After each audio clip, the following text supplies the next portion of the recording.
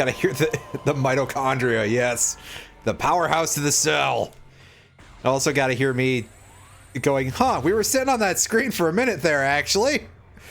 That seemed like longer than usual, but only a amount that's worth commenting about. Anyway, we're done in this room, so if I can ever figure out how to jump out of here, I can just ignore these chuckleheads. They're shooting me and I don't care. I'm not even dodging these bullets. That's how highly I think of these guys. These security drones, however, they can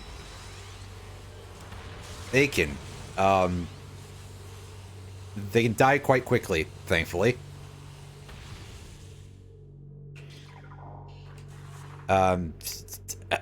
Yeah, this room's just taking a minute to open.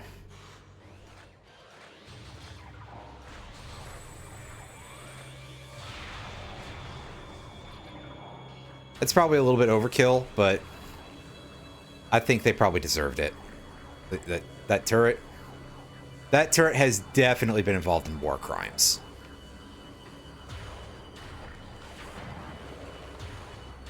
That's what the space pirates are up to. People like to point out that Samus doesn't really do a lot of bounty hunting, but the space pirates don't really seem to do a whole lot of space piracy either.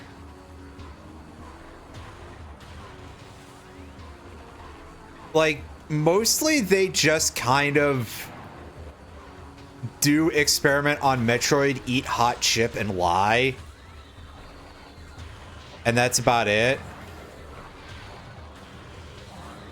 But they still call themselves space pirates because, I don't know, maybe their species name just translates to that in some language in the Metroid universe.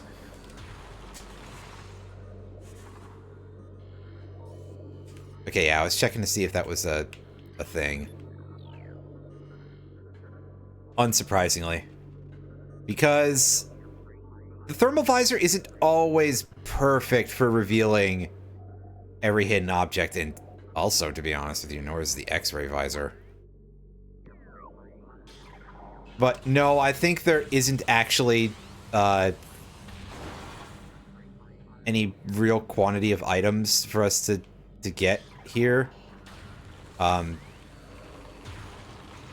do I have to scan the meat rod? Alright,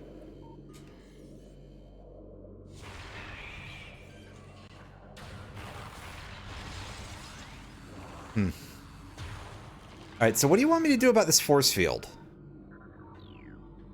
Just something nearby should deactivate it. Alright.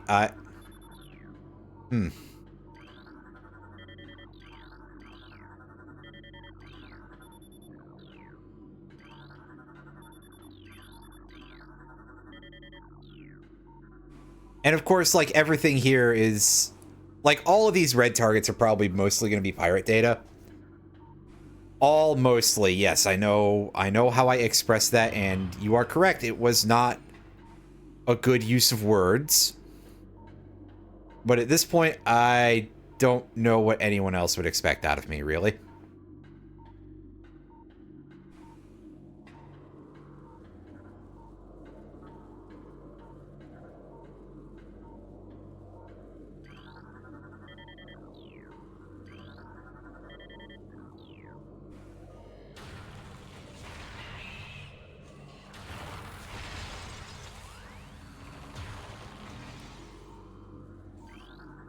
What's your deal? Oh.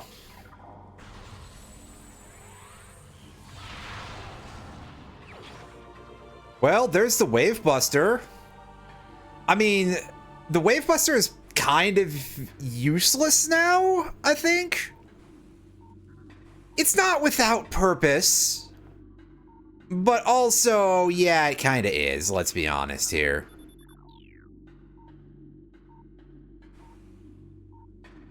And now I don't know how to get out of this room.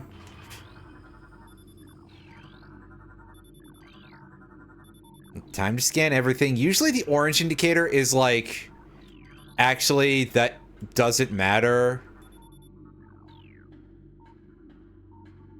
But now I'm doing it because it very well might at this point.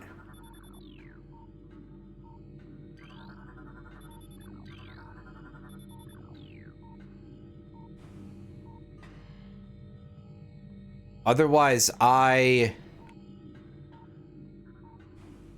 just have to go the other way, I guess. Huh, well.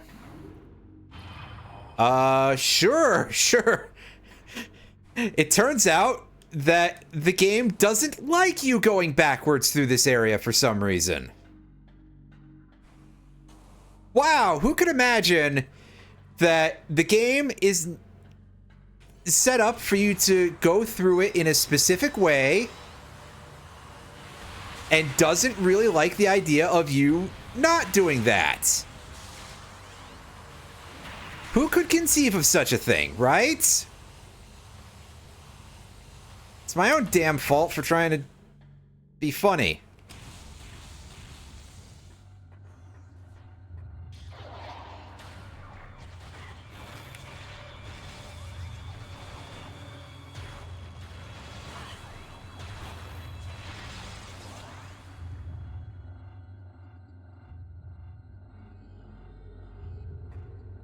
Yeah, so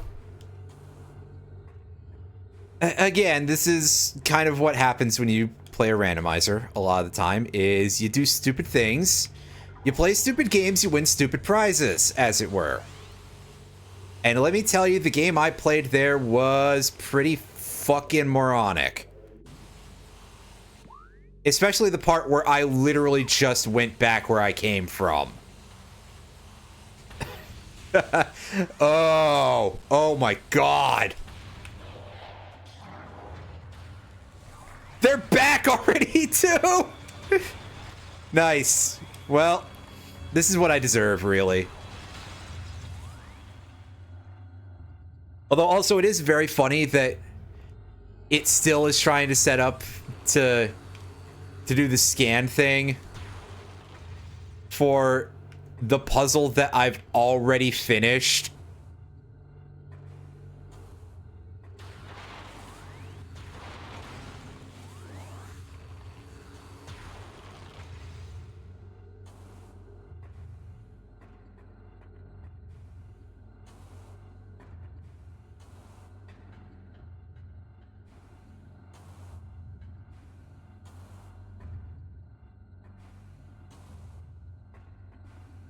This was the last thing that we did last stream, so it's very funny for it to just keep being like, hey, you want to do this? I already did, though.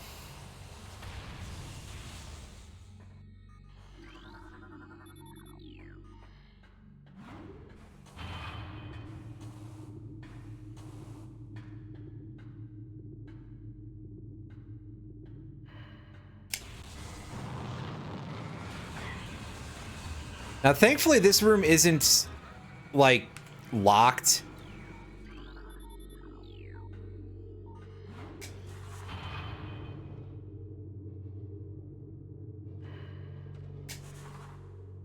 So, yeah, we're free to go there.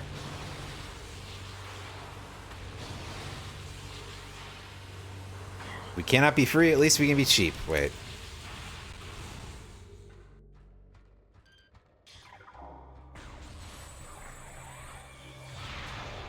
Get that shit out of here.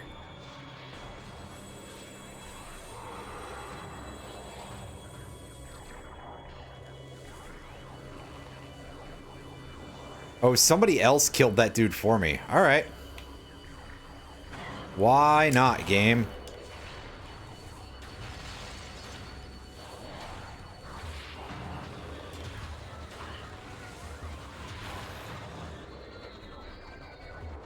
Alright, so where are we relative to the door?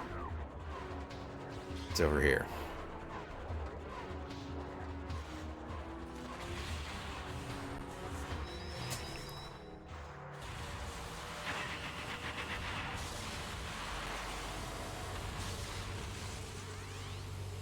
Yeah, I'm just taking all of this damage at this point. Like, I'm not trying.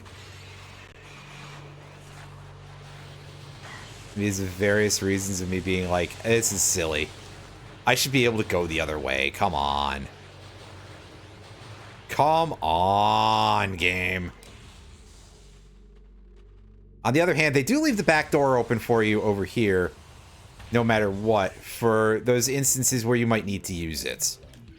Which, there is a fair cause for that later in the game. It's not like, oh, well, there's just this stupid back entrance here that's meaningless because normally you come here without the ice beam. Unless you know how to do the sequence break like I do on the GameCube, at least. I don't know if it works on the remaster, as I have never tried it on the remaster. Perhaps I actually should. Or just look up if somebody's tried it. And just be like, oh yeah, that's good enough for me. Okay, yeah, that exit goes to Phazon Mines. So I could go deal with the gravity suit area if I wanted to, but I am instead going to go this way, and I should be able to get out of here without fighting the boss in this room. Because you might be able to see that there was a pile of rocks in there. For those of you who are not versed in Metroid Prime whatsoever, that pile of rocks is a useless fucking upgrade. And I mean, that upgrade I got is completely useless, sorry, but that pile of rocks down there is a boss, and if we step into the wrong part of the room, we will disturb it, but it's not like, oh, well, you fell on the floor. Boss fight. It's a very particular trigger for some reason as to where you can actually okay, so I don't know if this is going to be a thing I can do. I am going to try and go over to one of these spider ball tracks, and from there we're going to attempt to escape this room without having to fight Tiny. That's not actually its name, but you know, I know that that will be... Ah, shit. Well, I tried, but I failed to succeed. Crash still? No. I was referring to this boss as Tiny because, I mean, big fucking rock golem, right? Easy joke.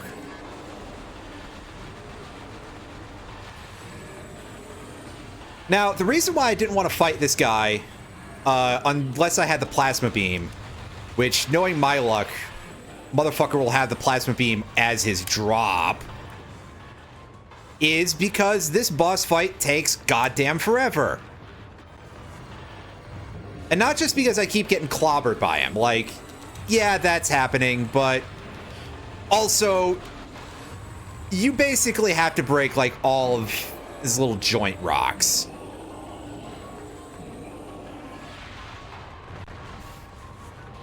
And it's this very stupid thing of, hey, go into thermal visor to find the correct target, and then it produces this massive amount of, like, screamingly awful heat radiation that overloads your thermal visor. Which, to be fair, that's not like a stupid thing. This is a real thing. I've seen infrared cameras have, like, really bad times when they encounter, like, particularly extreme heat. I actually watched a video a guy was doing about metal fires, and he was saying that his thermal camera basically stopped functioning properly when he was burning magnesium because it was too hot. And it was kind of making his thermal camera cry a little bit. But it's still kind of like, hey, here's this dumb mechanic, and also, now that we've pissed him off enough, he generates a snowstorm.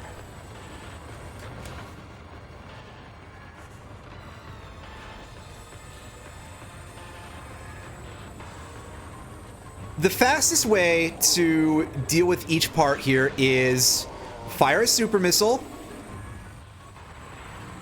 and then switch to your combat visor and fire another super missile.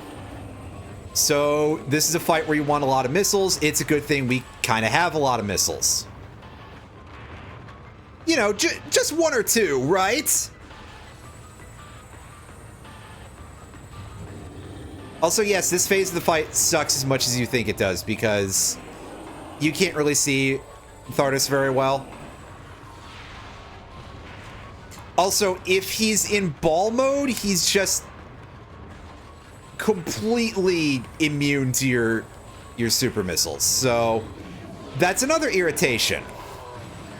And also immune to all your other weaponry. Like, literally anything will damage him, I think. Although the best choices are A, super missiles, because they have incredible DPS, and B, the plasma beam, because it has incredible DPS.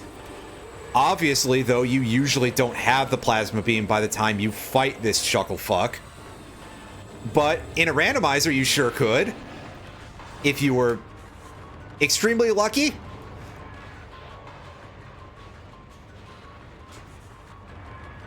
Like I said, knowing my luck, that's probably what drop he's sitting on, is the plasma beam or something.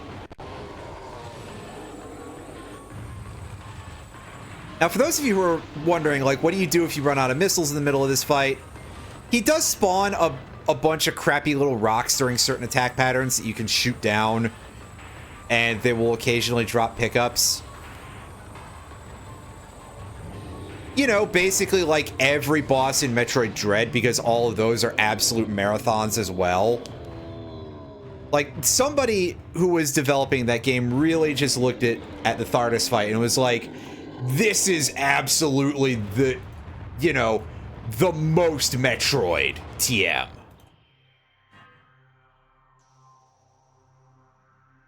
And I'm not sure that I get it, but...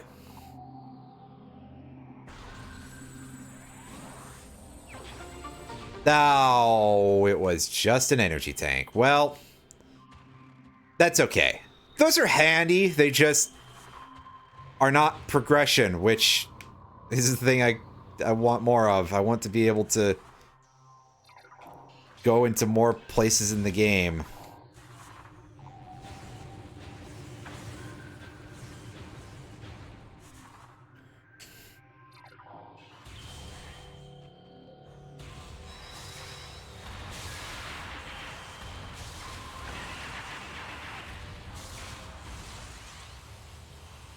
Yeah, as we're getting pew-pewed at there.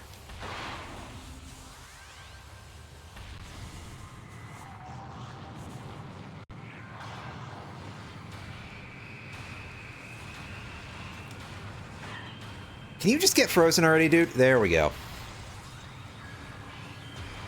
Oh god, there's 3 of them in here. Alright. Thanks, game. Thank you for calling. There we go. Surprisingly easy when the game doesn't feel like being an asshole. Although, Tav, you say that, I could play another Crash game. There are more of them.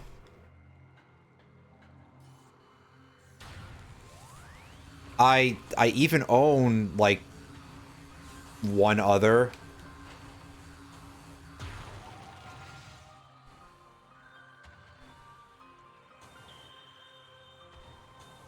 Actually, asterisk, I own a couple others. Because on this channel we played the original 3, well, again, I guess that deserves an asterisk too, that we played the Insane Trilogy, which are the remakes of them. I also have Crash Team Racing, which I have that on PS3, and I have the remake on Switch, which, you know, I'm sure that that's everybody's idea of a great time, is Crash Team Racing, but they've added more characters that nobody has ever heard of, and also really grindy currency.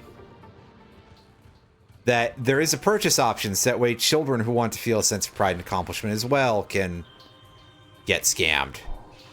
But I digress. I also own Crash Twinsanity, which is like a real game in its own right for the PS2. I don't know if that was released on any other platform. Maybe Xbox? But I don't know offhand.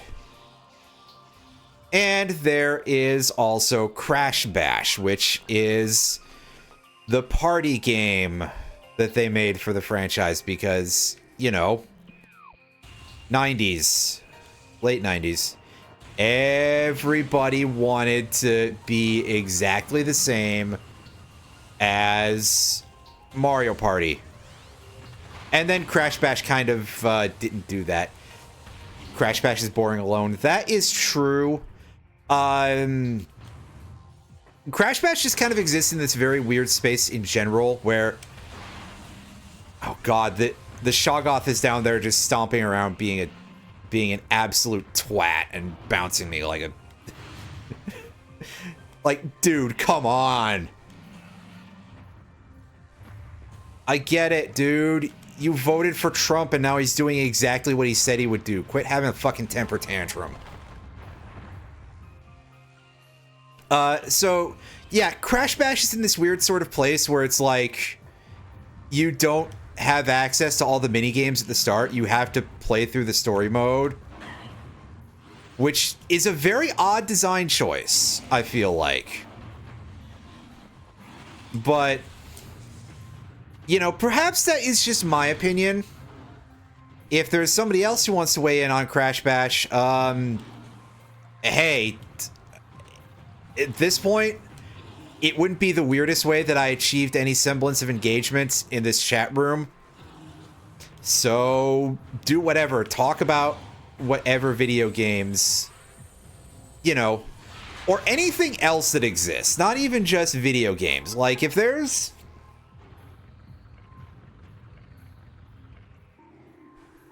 I don't know, if you want to tell me about an anime or something. I still haven't watched like any animes in absolute years.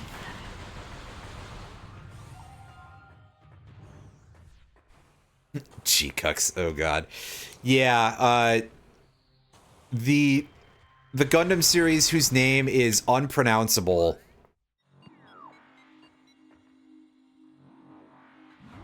I don't know what's going on with that, aside from the fact that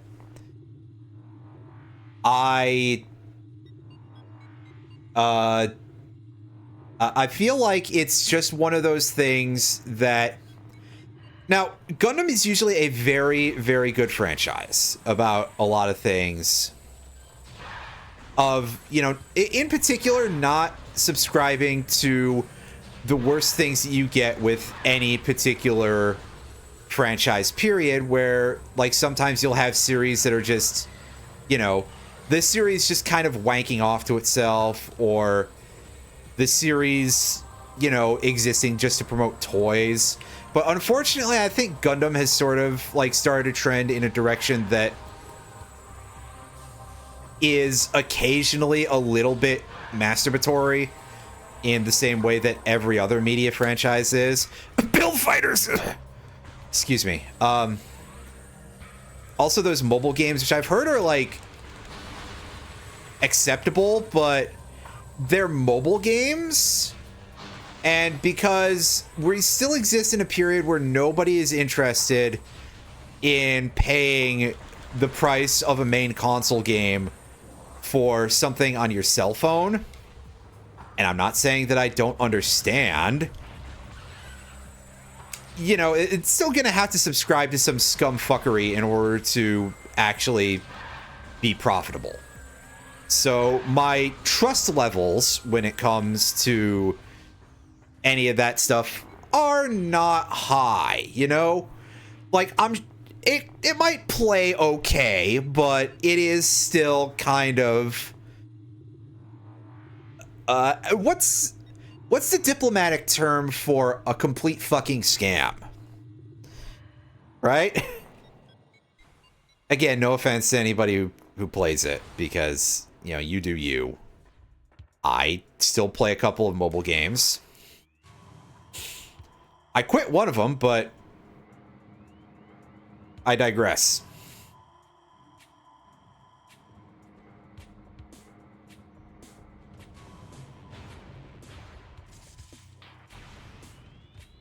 I quit one, I picked up another, and to be honest with you, I am not confident that this other one is something that I would continue to play as a real game, because I think basically it sort of primed the pump a little too early on being autoplay, and it's a little bit strategy oriented.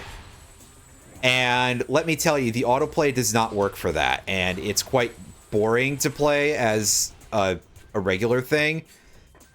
So honestly, like, I may end up eventually just be like, well, I may want routine in my life, but not like this. And just go do something else. Anyway, yeah, enough of me talking about any of that horse shit. So, yeah, what I was trying to get at here is that G-Cux, or however the new Gundam series is supposed to be pronounced, I personally don't know, and I assume nobody else does either,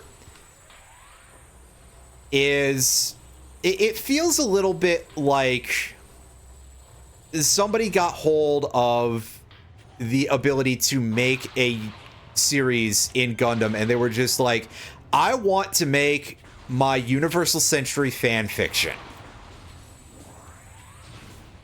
And my feelings about that are half I respect the hustle, and half that doesn't sound very good. And by half, I mean, honestly, more like 80% of the latter.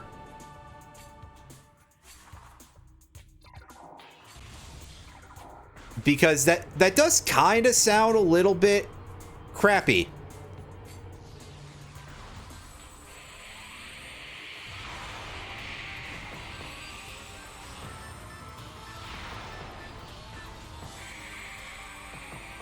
But hey, I'm sure that Hideaki Anno, or it is Anno is involved with it, I believe, right? Like, I'm not just imagining that. Like, I'm sure that Anno is trustworthy about anything that's not Evangelion, right?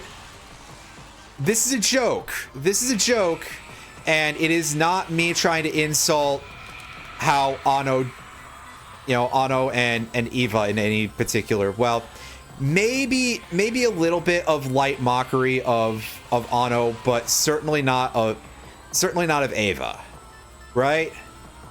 And I pronounced it like 800 different ways in the same sentence, so you can know that I'm a very annoying human being.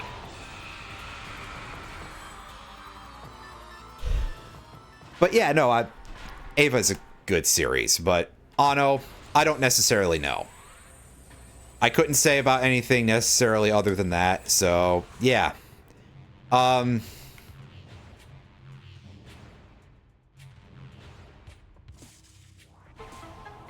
Yeah, so it seems a little bit like it could be better, we'll say that. It sounds like it's not a better series than Witch from Mercury.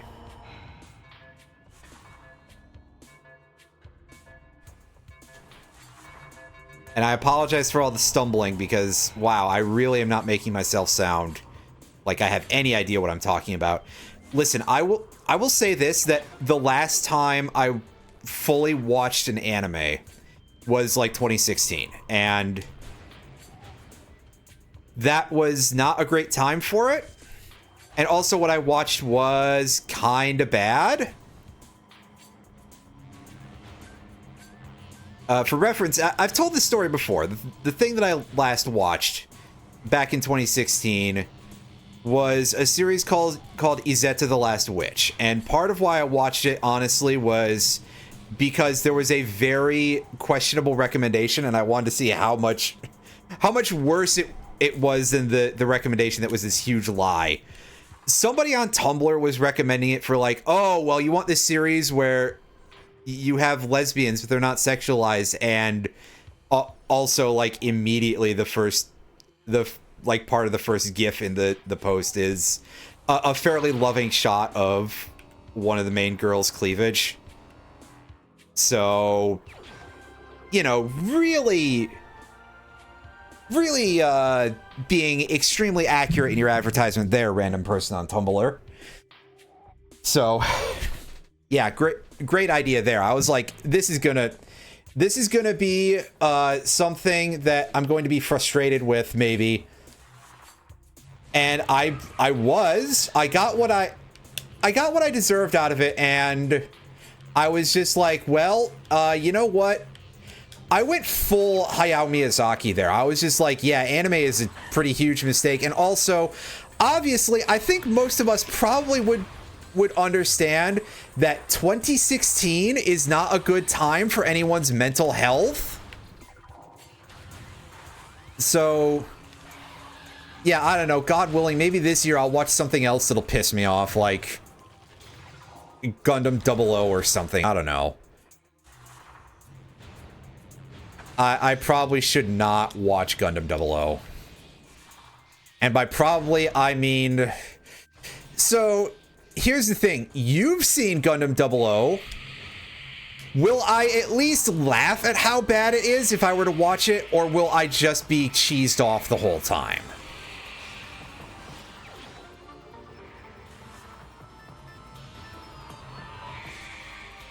Yes, actually. Okay, so... it might be... Valuable is not the word, but at least you know, if it's not going to be like... Yes, I do. I do remember Louise's hand. So, I guess at bare minimum, that's like, okay, maybe I should try... Maybe I should test the waters a little bit by watching something that's actually good. I have what I want to say is every Gundam series pre-Seed on my hard drive. I've got Turn A. I could watch that and feel happy. So other than that, I did watch like one episode, and I had to have been only one episode. I forget when I watched this, but it's an anime that I've mentioned recently that, again, I'm going to choke to death on the pronunciation because it's a Japanese name, but I suck, called Kakegurui. The generally common translated title for this, I believe, is Compulsive Gambler. And it is a series about a very, very screwed up world. And like, it's kind of, it's real screwed up. Yeah, I know, real helpful for me to say that. It's a very strongly anti-capitalist narrative, is what I'll say about it. And there's a lot of parts to it that are very unsettling for various reasons. I watched the first episode and I was like, you know, I like that a lot. It made me very uncomfortable about a lot of things. There's a lot that I have to unpack about that, and also I approve of the general messaging, and the world that they're describing is one that could be significantly more real than it actually is in the future. I'll come back to that later, and guess what I didn't do? But they're doing a Netflix adaptation now, a live-action Netflix adaptation, which looks like it misses the entire point of it, which it's a Netflix live-action adaptation. I'm sure that that's a real shock, right?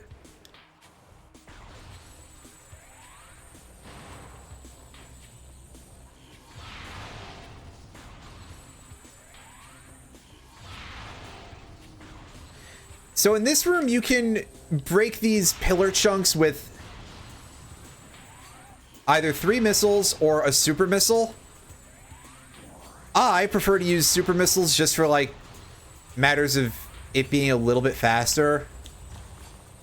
Also, of course, the tubes are slowly emitting plated puffers into the room who are problems and will try to knock you off of the ledge. Oh god, the lens flare. Jesus. And of course, the missile hit the Oculus and bonked.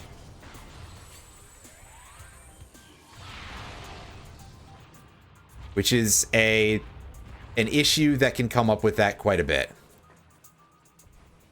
Anyway, yeah, maybe Iron-Blooded Orphans, as you said, you know, if it's coming from your recommendation, I think you're at least capable of having good, serious recommendations once in a while.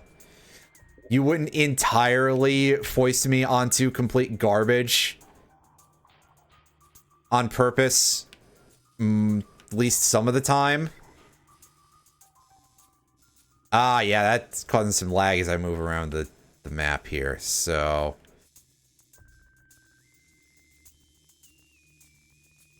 Okay, yeah, if we want to get over to that place... Yeah, listen, I think that at least you're trustworthy about this, okay?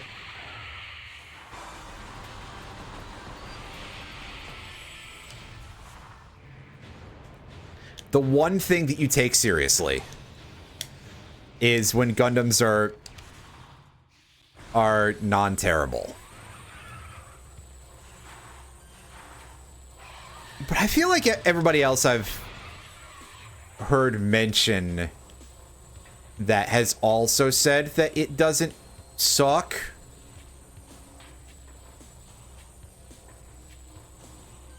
So... yeah, again, if I want to enjoy myself, which I'm always a little bit unsure of if that's really the case, because look at what I'm doing here. But yeah, one day I will actually remember to do, well, no, that's not where the well is going. Don't worry. The well here is me following up on that of like, well, you wouldn't punish me too much. And I remembered suddenly, it was your idea to play fucking Borderlands, dude. God damn it.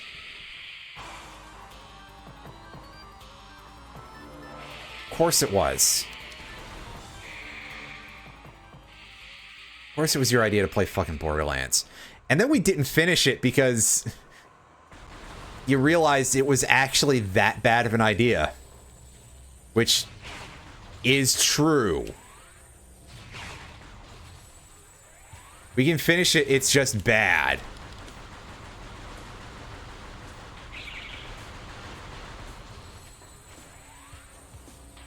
Which, yeah, I mean, personally, I feel like we should finish that. So that way, at least we can say that we did, for what little that it matters. And say, hey, we beat Borderlands and I only wanted to strangle myself like 50 times.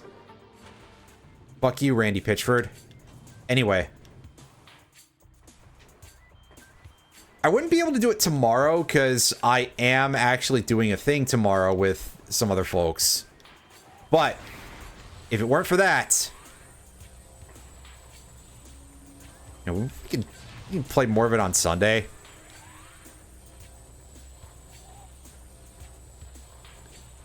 As I will go and look up whatever strategies will help us be able to cheese the Homestar Runner get something stuck in his Crawmerax.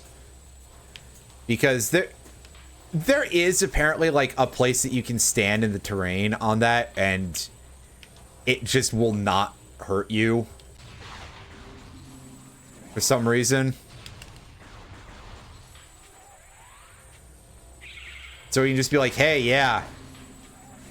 This is completely free. And I can kick myself in the dick for not picking Roland. Wait.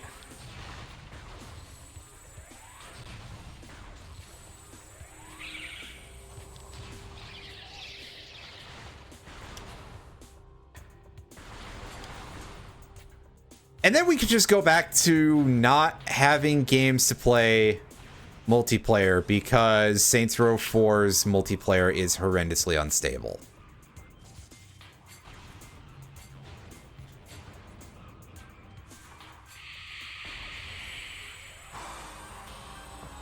Hey, are you guys tired of these fuckers yet?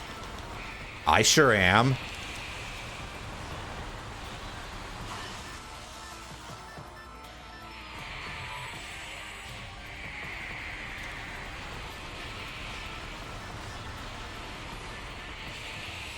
Listen, to be fair, it is quite hard to permanently kill a ghost. Speaking of ghosts, I need to listen to that new Ghost album because it's actually out.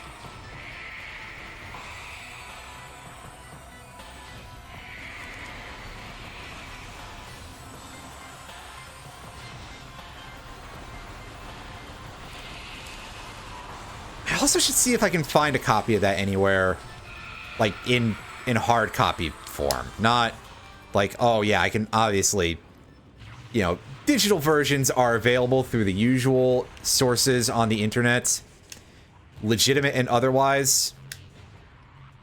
But, you know, to have a copy of that in record form or something.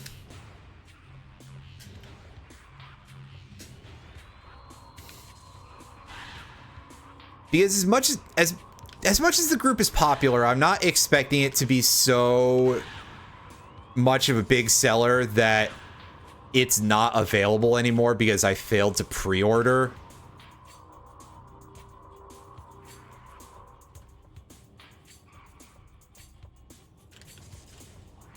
Like, even the popular heavy metal groups, for what few there are, the fact that I can say popular heavy metal groups nowadays is kind of a silly idea, but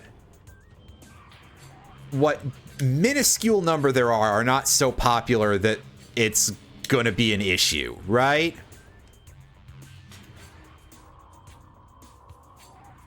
Granted, I don't think there's an actual album out there that's got, like, supply issues whatsoever. The only thing that there's supply issues of in this country, as far as I can tell, in terms of entertainment products, is the Switch 2. You know, now that everybody who was like, oh, well, I'm not interested in that, it's so overpriced, has abruptly changed their tune, and suddenly now all of them are pre-ordering. Just like all the people who were a little bit more in favor of boycotts of Microsoft and that went and bought the Oblivion remaster. Now, far be it from me to tell you what to do with your life. I am still on a... I'm still using a Microsoft operating system. I'm not using one that uses their AI or anything, but also, like... Guys, I saw a more than zero amount of people in response to posts by some folks, and in this case by some folks I mean particularly Z-Manzilla, about the Oblivion remaster and the Microsoft boycott. I saw somebody who was like, boycotts don't do anything, they're just there for when you don't want to do anything but feel like you did something. And it's like, actually, no. Like, companies do notice when their bottom line starts getting affected. Motherfucker, you do not need the Oblivion remaster. You can just play the original because the remaster takes away all of the charm. Anyway. Asterisk, I haven't played it yet, but I know these things because I'm fucking psychic. I also have taste. Kind of. But regardless, it is just like, you know, watching all the honkies start Oh, sorry, I shouldn't say that word. That's not a... That'll get you kicked off of Twitch. You say the N-word, though, you'll be fine, but I digress. Anyway. So... You know, it really is just a bunch of people who are trying to rationalize the fact that this is suddenly affecting one of their interests, right? Because when people were saying to boycott, you know, boycott them over when Starfield was their game, and people didn't want Starfield, it was easy to do. But now suddenly that a boycott is a fucking struggle for them, which, you know, again, you might be saying, hey, that sounds like a very little to call a struggle, but consider the kind of people we're talking about here. Guys, I feel like a little bit of that, of like a certain, you know, big city twang getting into there, as I just had this sudden wish that I could go into full fat man voice for a second there. Anyway, so you know, for these people, now that it's suddenly affecting something that they're interested in, they have to try to rationalize how boycotts are bad, actually, instead of just having some fucking morals.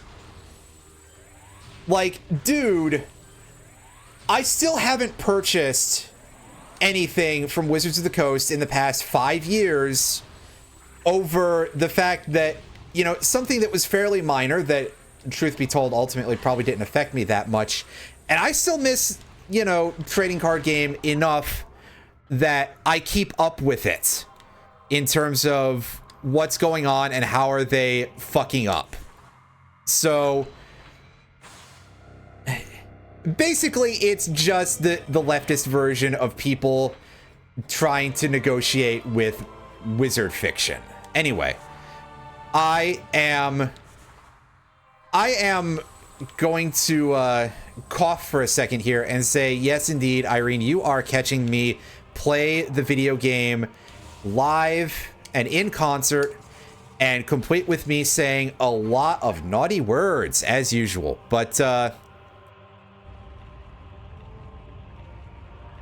so I know nothing about, like, any of the provenance regarding the French JRPG. Like, I don't know if Clair Obscur is being published by anybody, like, bad or whatever.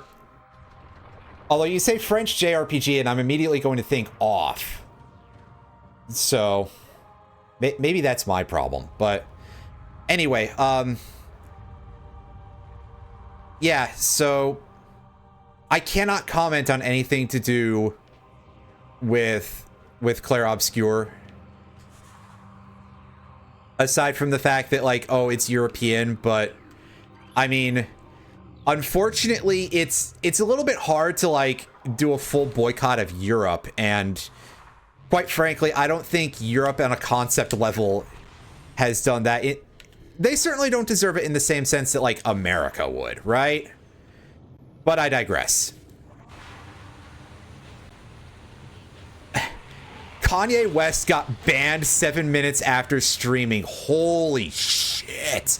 Wow, that's kind of incredible. I mean, I guess if you're not going to pre-ban Kanye West, like, that's still pretty good.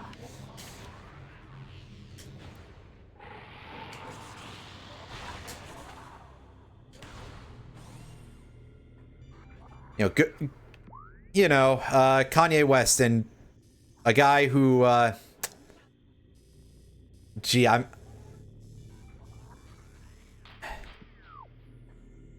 imagine listening to Kanye West in this particular era, right?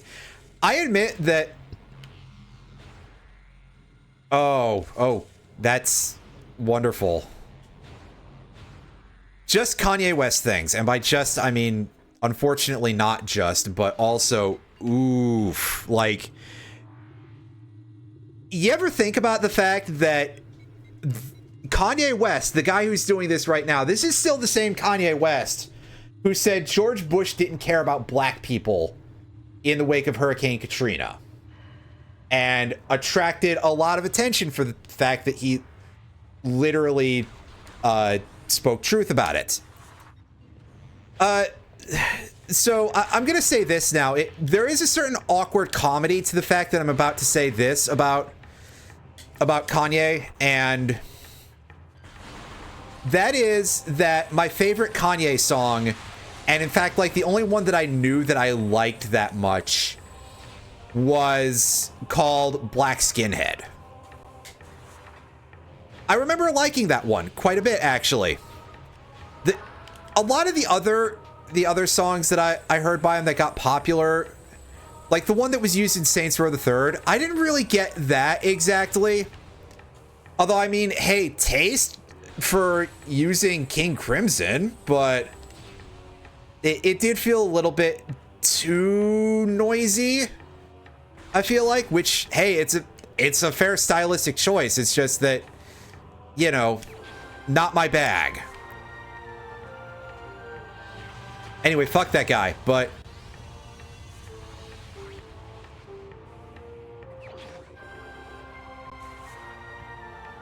yeah, exactly. It's like this doesn't come together very well as a coherent whole, but sing about Bender's driving. I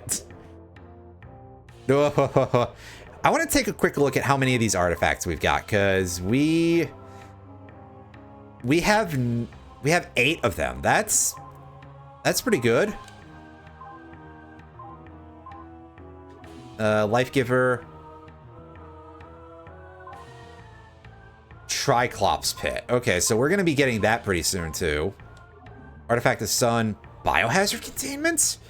That's got to be somewhere in Phazon Mines. Artifact of World. Fungal Hall Access. I think I know where that is. I think I know which room that is in particular, rather. That is the... That's gotta be the room that has, oh my god, it's the room that you need the Phazon suit for, is what I'm trying to say. I'm just absolutely fucking up every single word that... Yeah, I'm being quite embarrassing.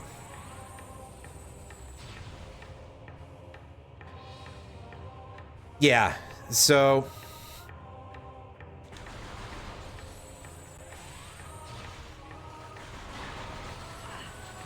That's kinda... Yeah, Yeah, just in short, Kanye West sucks on a human level. And if I say that I wasn't too into his particular style to begin with, I feel I'm gonna sound like I'm bragging. Which, I don't know, maybe I should. Haha, you fucking rubes. Okay, I can't even do that in a joking way. You know, there's plenty of art that I don't get the appeal of, but there are very few instances where I'm here to say that anybody's tastes are bad in like a greater greater sort of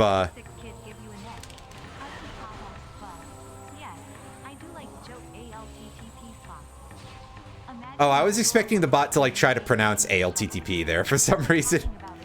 Thank you for the 100 bits.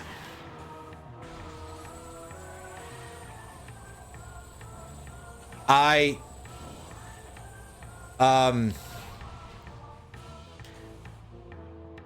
have offhand, I don't know what you are talking about, but I'm sure that it's a thing that you've like sent to me at some point and I forgot because I'm forgetful. And I don't really have actual excuses anymore.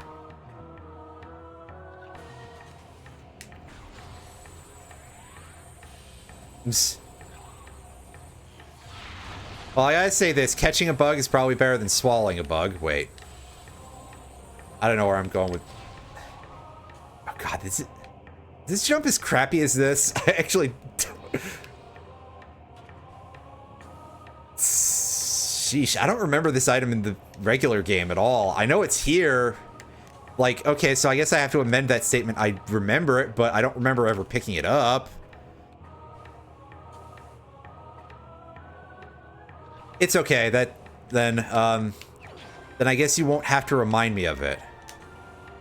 Which is helpful, I suppose? Okay, so I see. This is why I couldn't get this earlier in the game, is because I was trying to shoot that pillar instead.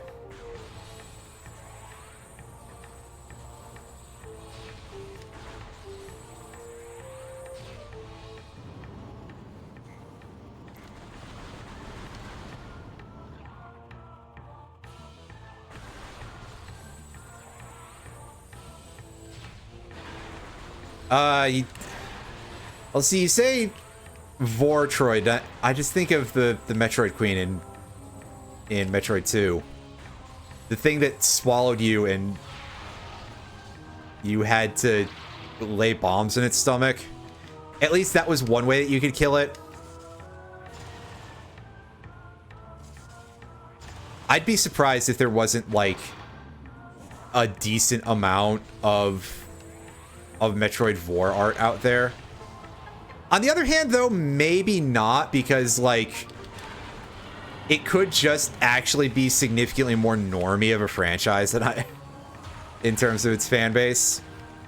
Yeah, the Metroid Queen was in Other M as well. Other M also had Nightmare, so, like, there's a lot about Other M that upsets me. But the fact that it really did kind of have a quite good rogues gallery, if you will, of like existing Metroid villains. I think that that's one of the things that makes me the saddest, is that, like, you had a lot of potential here. You kind of knew what you were going for, and then you were just like, the baby! You're gonna make Samus into just like that, you know. And a strong female character does portray every emotion possible. I feel that, you know, that there could be room. There's room for Samus to have moments of caring for children, even if the children are Metroids. Which is what Metroid Dread was actually good at, was that its story was solid. You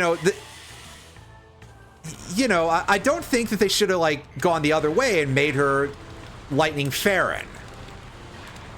I think that was her last name. I'm going to assume that that is the case. But the fact that I remember any of the characters of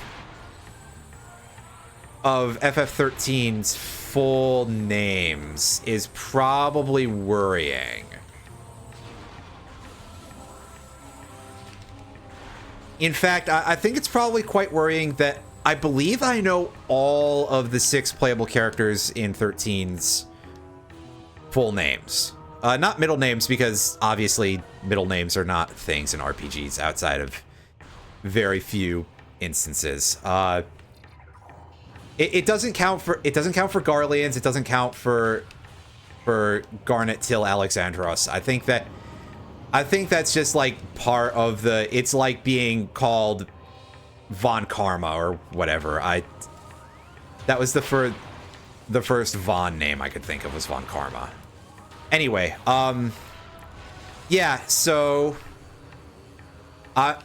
in order to just embarrass myself with my knowledge of, like, probably the worst game in that entire franchise, that it's Lightning Farron, Snow Villiers, Saz Katzroy, Hope S-Time, I think, Orbadaya Vanille, and Orbayun Fang. I don't know about any of those pronunciations, but, like, who cares? I'm gonna get the one, like, angriest FF13 nerd in my replies, because there's a shocking amount of people who have like a very strong affection for that game. And I'm going to be honest with you, I don't really get it, but I've also played quite a few of the games in the series.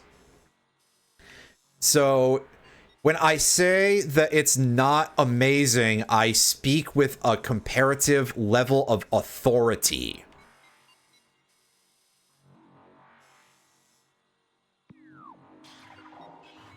Anyway, we're going to the other end of Magmore Caverns entirely.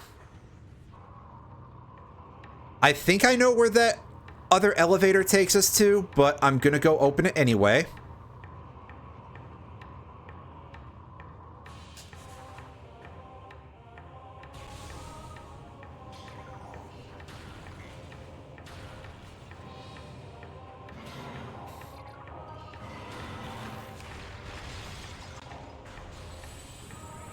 I mean, yeah, so the thing about the linearity that I think is like will help. Oh god, I'm sorry for switching a thermal visor in a lava zone. That probably hurt you guys a little bit. The thing with regard to the linearity of FF13 is, and nobody says anything about this, FF10 is just about as linear.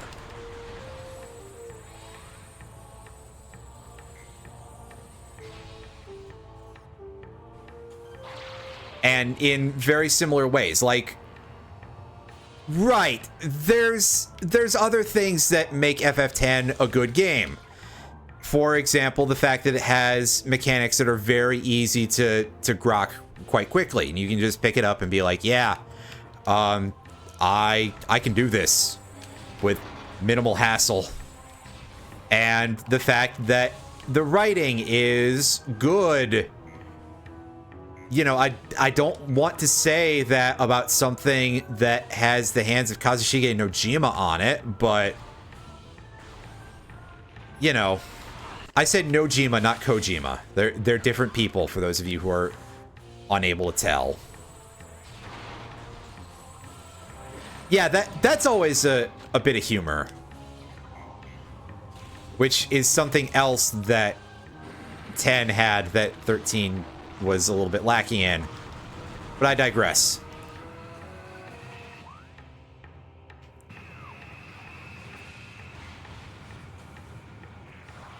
Oh, shut up, you nerd.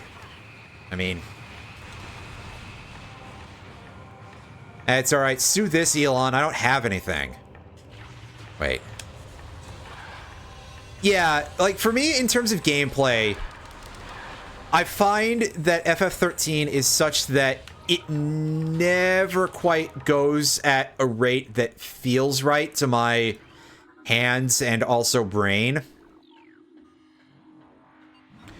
I got all the way through it. It was a struggle. Although the final boss, like, I feel like I didn't even have to do anything for Orphan, which, you know, great mistranslation there, because actually it's supposed to be Ophan, like Ophanim, like one of the types of angels, which has a wheel formation that you know, is represented by its roundness. Anyway, yeah, so like the gameplay of 13 always felt like it was too slow when it was in slow mode and too fast when it was in too fast. Like, it just, the flow was bad, and a big part of that is that it's a problem when it's in something that is supposed to be that active. Like, slow works for pure turn-based because obviously there's like hard stops between actions, and so it going slowly is kind of a natural thing that makes total sense.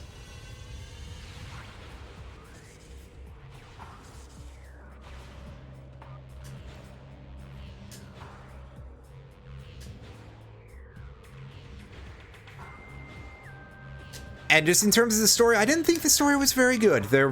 That's all I can say about it, is that the writing didn't feel great. And while Final Fantasy has frequently had sort of a retread issue, you could say that about FF9, which is one of my favorites. Hey, Phazon Suit, hell yeah.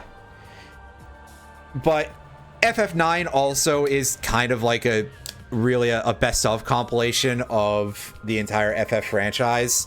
So you could look at that and be like, hey, yeah, actually that game is suffering from the same issue. There's our plasma beam. This is where all of our powers were, guys. Hell yeah.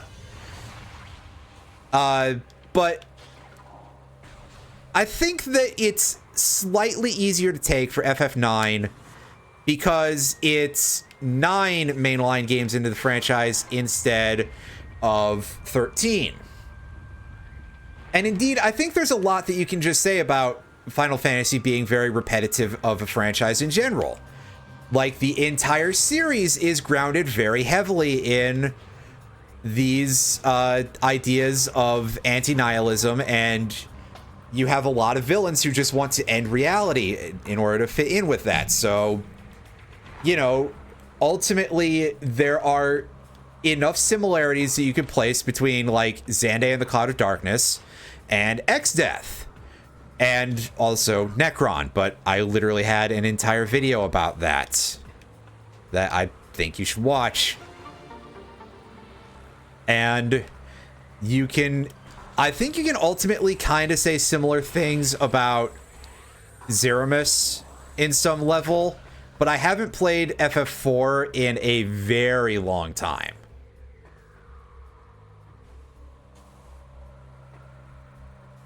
So, yeah, it's just that at that point, that's when it started to become a little bit burdensome.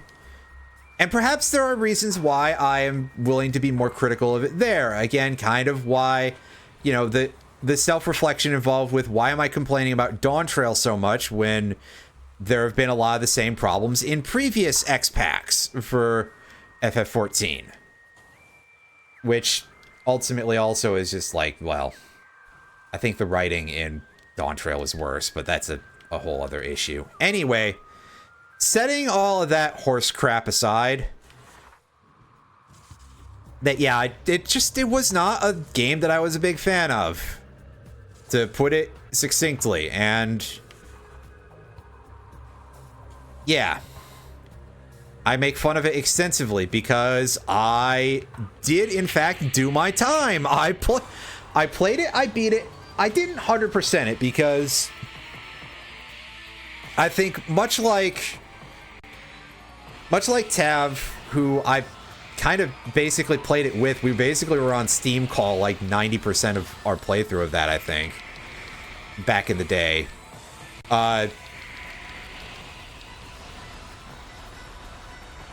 Yeah.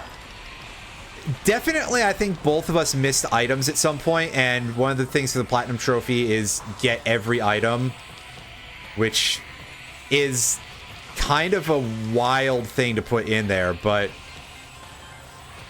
I guess maybe Platinum Trophy should probably be a bit of a struggle, right?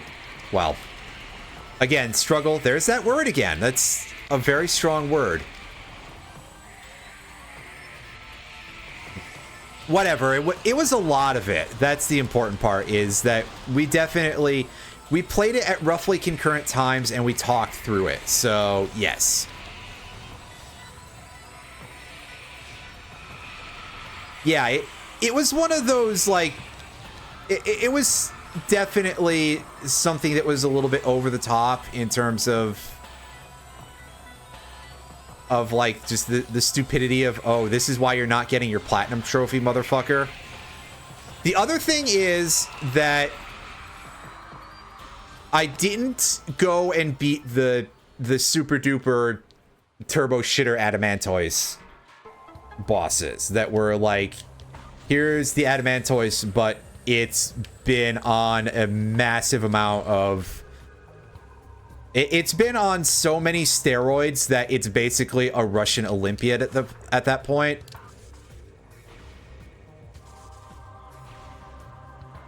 And it is not even remotely being questioned by the judges. Anyway, enough of that gag, because to be honest with you, I don't truly know the full extent on anything to do with Russian Olympiads and doping, so I can't say that much there. But yeah, I didn't beat that thing because I just didn't enjoy the gameplay. And in particular, the way that they seemed to want you to beat that boss sounded like it wasn't very fun. So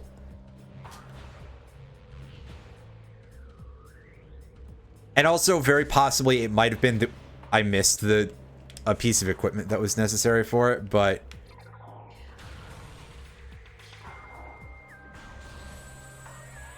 yeah. So didn't 100% FF13, but did most of the time, right?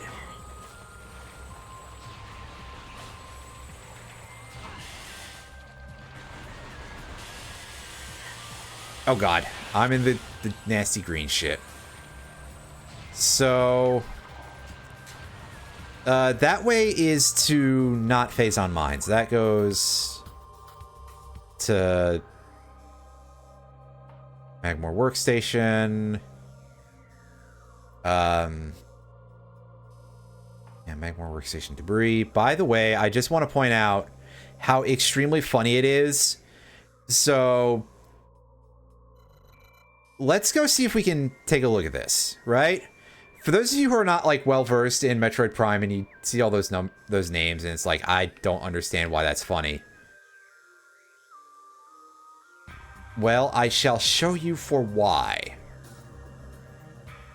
So that elevator, one of those is over here. The other one is over here. So it's literally like you get to go behind a power bomb rock with one of. It's one of the funnier things the randomizer could have done to me, is all I'm trying to say here. Oh yeah, the music, this game's soundtrack, this game's everything is fucking excellent, dude. Like I still think that this game from 2002 looks really good, and there are absolutely a lot of places where you can see the crust from the low-res textures. Like, if you look at Samus's chest plate during that close-up in the elevator, you can definitely see some absolutely awful resolution on some of that stuff. But it's such a good-looking game for 2002, man! They did such a good job on this. Like, there's a reason why Metroid Prime is in my, like, top 10 games. And why the remaster absolutely blows my fucking socks off, because they actually kind of made it better. Like, okay, not by a huge amount in terms of the presentation, but by enough. And more importantly, they did give you the spring ball button, so you can just press a button while you're in ball and jump there. It is, I think it has to be the best video game remaster that I've ever seen. Because, well, first of all, I mean, it took a great game and didn't make it worse. That by itself is praiseworthy. Well, yes, I think you should play it, but you knew that already. God, didn't you spend like $60 at the time when it came out? Because we were talking so much shit about how hard they were to find, and you were just like, well, and you acquired anyway, and you didn't get scalped, which is probably the incredible part. But Walmart coming through in the shocking amount of clutch to find Metroid Prime Remaster. But yeah, I remember there were apparently stock issues with the Metroid Prime Remaster at the time that it came out. At least that seems to be the overall understanding. It probably was not very long But also, you definitely had people who were massively upcharging for it on the eBays and stuff. And by massively upcharging, I mean, I definitely saw people who were charging like $100 for it. Obviously, I was not going to spend $100 on Prime Remaster. Like, I like this game, but even when I'm willing to bend a little bit on the Monkey Island rule, I kind of feel like never pay more than list price for something. Which, to date, I think even among the retro games that I've bought, I still haven't paid more than list price for anything yet, which is a real shock. It's also part of why I still don't have Earthbound.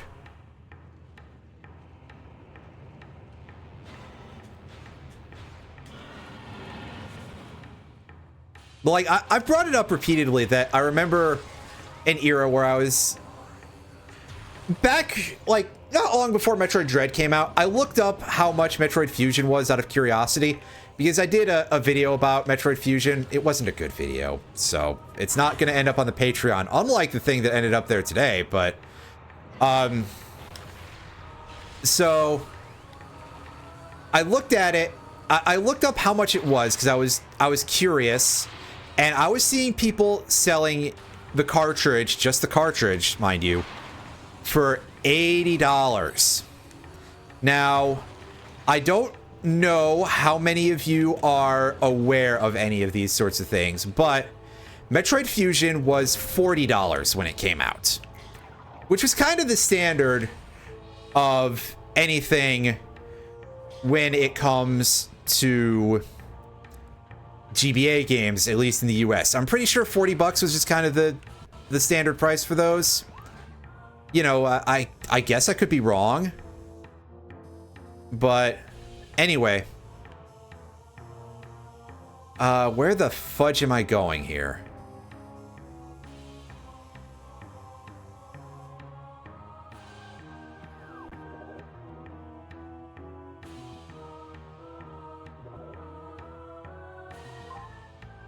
So, and on top of that, I very specifically remember that, like, the last time I had seen it in our old friend, the oh Christ, the last time I had seen it in GameStop, which I know GameStop, but this was eons ago, and they were selling it for $8 for, again, just the cartridge. I still have my manual for Metroid Fusion. I wonder if that's worth something just by itself. Anyway, yeah, so I personally thought that was absolutely the fuck obscene. And I know that part of it is that people were very upset about the fact that you couldn't legally play Metroid Fusion other than buying a copy of it used, which, goodness knows, all those companies probably want to make that stuff that illegal as well. So saying that that's a legal method of playing it might be a bit of a stretch. But also, I mean, once you're charging more than the list price for a game, I think that you may have lost the plot somewhere. And a lot of SNES games have been like that. I admit that, like, the closest I've gotten in terms of any game, I think, has been possibly considering buying a boxed Japanese copy of Super Metroid, which would have run me about $70, which is not that far off, really. But again, it would be like, it would have to be complete in box and, you know, in a shape that's worthy of display. Granted, my opinion of shape that's worthy of display is arguably kind of narrow. I did get that copy of Myst earlier this year for like $20, and it is kind of beat up. Like, it's got all the stuff in it, and moving it around is not the easiest thing in the world because the bottom constantly wants to fall out. So I kind of have to always remember to cradle its ass whenever I pick it up and move it to a different shelf, because now that I've decided to stop appearing on camera because we live in a world where we literally, as a nation, elected a Nazi to be president, and the overall culture is violently hostile to trans people, especially because I haven't like started to transition. I haven't even done voice training, but it's not a thing that's showing up on camera, so it's not really doing a whole lot of time sitting in the regular place where I would have something for display. I probably should actually get around to looking into learning voice training for myself, but also every time I think about that, I think about, so do you all know who H. John Benjamin is? He's a voice actor. He voiced the lead character of Archer. He voiced somebody in Bob's Burgers. I think he was Bob of Bob's Burgers. I have never seen Bob's Burgers, but so he's a fairly solid quality voice actor. I'm not here to impugn Mr. Bob of the Burgers, but I did notice at one point, I caught a little clip of Bob's Burgers, and he was expressing a very strong emotion. He sounded quite upset. And he sounded exactly the way that Archer does when he gets upset and flustered, which is frequent because Archer sucks, and, a large part of the series is basically making Sterling Archer look like exactly what he is. Thank you for filling me in there, Mad J. Milton. Thank you very much. I said that almost like I don't recognize your name. I've seen you before. And thank you for your attendance. I appreciate it. And also for filling in the part of the story where I screwed up and failed to have the information. But I don't know. I had this weird, because obviously I am quite animated when I stream, and sometimes I play it up because, hey, streaming is kind of, you sometimes have to do that a little bit in order to attract and keep an audience. So I do sort of have this bit of concern that I will suddenly turn into that. Not necessarily literally, but just drop into the exact same voice when I'm, getting all flustered because I suck at a video game. And truth be told, I probably shouldn't care about that, but it's I think the idea of dropping the, if I do it, I'd rather not be in such a position where I drop it. And I can't keep my powder dry enough for that shit. But it, basically it all ultimately kind of comes down to people are really shitty these days. So, truth be told, I think what I'm, it sort of dissuades me a little bit from trying to make an effort, because the people that I would like in my audience would not care either way, whether or not I sound I could have the deepest, most gravelly fucking Nick Cave ass voice and still say BT dubs, I'm a girl, and nobody would, say boo about it if they're in my audience, at least in theory. They're, I like to hope I've cultivated an audience of good people, right? At least when it comes to that particular matter. So, yeah, maybe that has made me disinclined from making the effort, because, truth be told, in the current state of the world, I don't think I'm going to feel comfortable in public no matter what. Anyway, that's enough of that, because it's it's ultimately kind of depressing. Because, basically, I don't have human rights. Anyhow. So now that I've bummed you all out, I hope everybody's still having a good evening. I'm having a pretty good evening, even with bumming myself out. We are shockingly close to the end of this. We are missing a grand total of 3 artifacts, 2 of which are in the Phazon Mines, and 1 of which is actually right near the beginning of the game. So I'll be able to get that and then go to the Artifact Temple and go punch Meta Ridley in his iron dick and, you know, have a pretty tough time with that, because actually the last 3 bosses of this game, well, okay, the 2 of the last 3 bosses of this game are kinda hard, is what we'll say. Meta Ridley sucks. Phase 1 of Metroid Prime sucks. Phase 2 is moderately irritating, and that's it.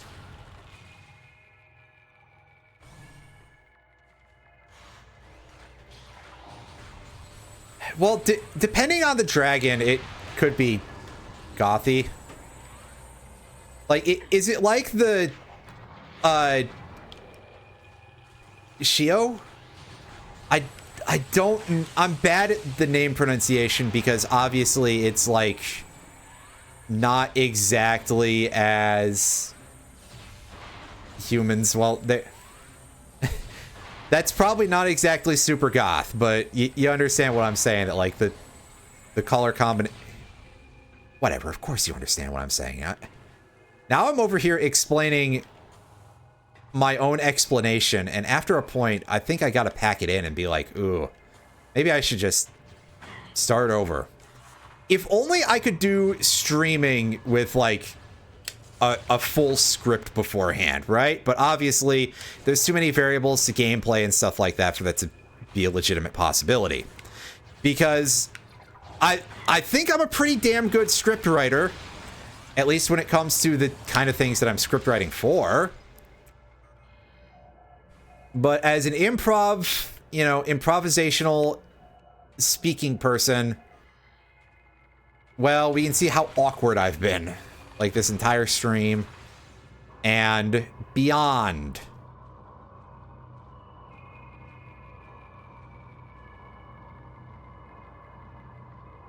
Although also, if you saw the amount of times that I flubbed words when I was reading from a script, that would also kind of be, well, revealing, I suppose. Not in the fun way either. Don't. The rest of you keep your powder dry a little bit too.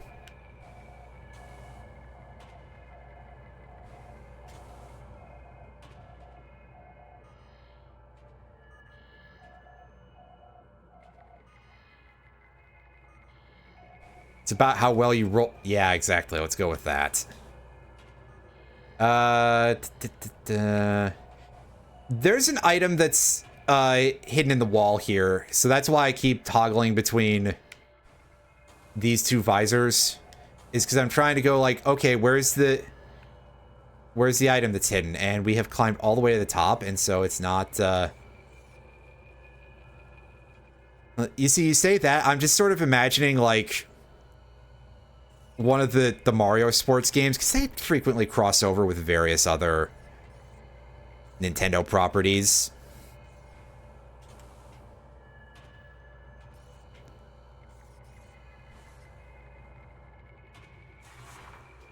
Where it is just like, oh yeah, Samus is the ball, and also being covered in metal and containing a human besides, that might produce some issues with handling the...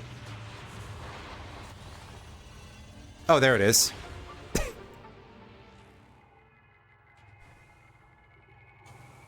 Works for me. Let's go back to the main path here, as I have to remember where where exactly biohazard containment is. I do not remember what zone that is. That might be here. Anyway, yes, thank you. This is one of the things with like all these rooms having names is that good on them for doing that, but also I am so not used to actually looking that up for like any of these kind of games. Like not for any Meat Rod, not for any Zelda.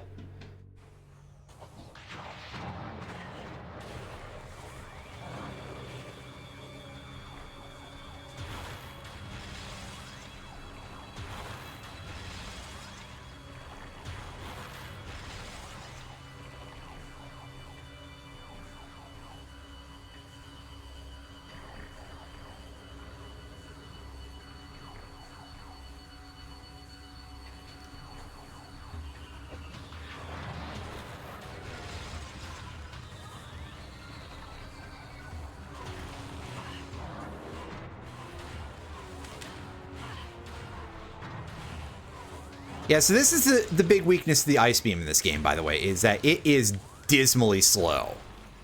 Like, it hits like a truck, but it hits like a very slow truck. Might stream Project 06 when it's finished. It's not impossible.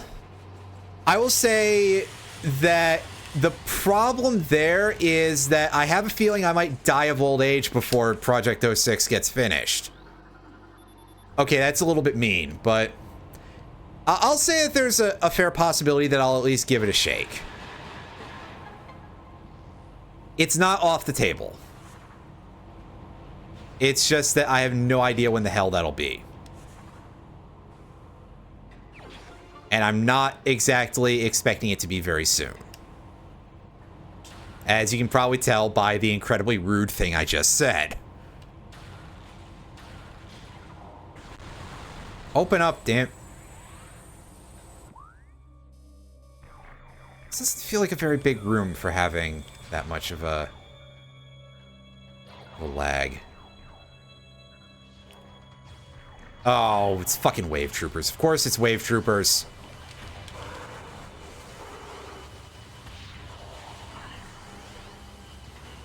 No, we got Power Troopers down here too, so at least there's a bit of a variety. That's the point without the jank. I mean, I wouldn't go that far. But it definitely does feel a little bit odd to consider an idea, a version of Sonic 06 that's not horrendously janky, to be fair. Alright. Yeah, this is the room where we get one of these dudes in, like, the closest quarters possible. Unfortunately, because Samus is not Solid Snake, she doesn't have any CQC training whatsoever, so she can't, like, fist fight this Omega Pirate or something. However, she can just shoot it with large missiles, and that'll do just fine.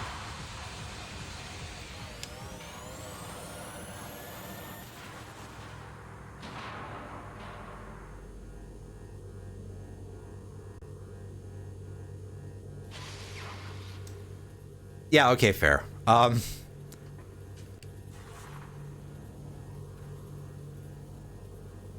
See, the thing that I think about that, about like retro games and how janky they are, is when we hit the weird and uncomfortable point where the games that are like new now are considered to be retro, like, you know, PS4 stuff, which I'm sure somebody will be like, oh, the PS4 is not new. The PS5 is a myth, all right? The PS5 is like the MK Ultra of consoles or something. Is that an actual, like, thing that's considered, like, a government conspiracy? I don't know, man. Whatever. Anyway,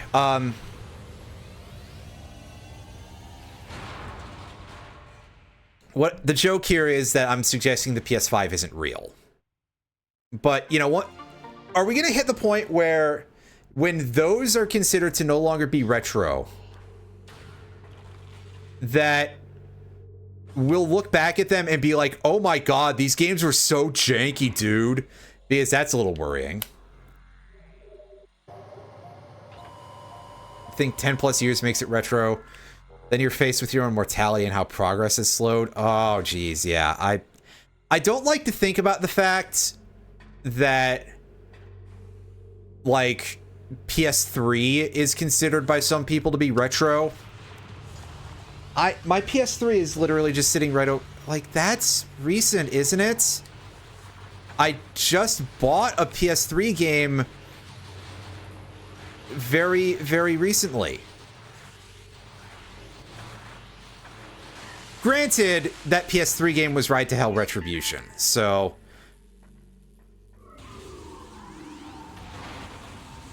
So I don't know where the ending there is, but yes, I did finally sack up and buy Ride to Hell Retribution.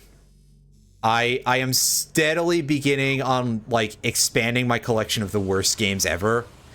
If I could source for a reasonable price a hard copy of Omicron, or God help you, my absolute holy grail of video gaming is to get a hard copy of Limbo of the Lost. I'm sure that most of us actually are kind of aware of what Limbo of the Lost is, but it is a quite infamous game for the PC, released in what I believe was 2008, that stole basically all of its assets from a large amount of other big budget games. And it's a very, very bad point-and-click adventure game. Like, everything that's not stolen is abysmally bad, and also the puzzle design is awful. It's a lot of pixel hunting. I think it even runs like crap.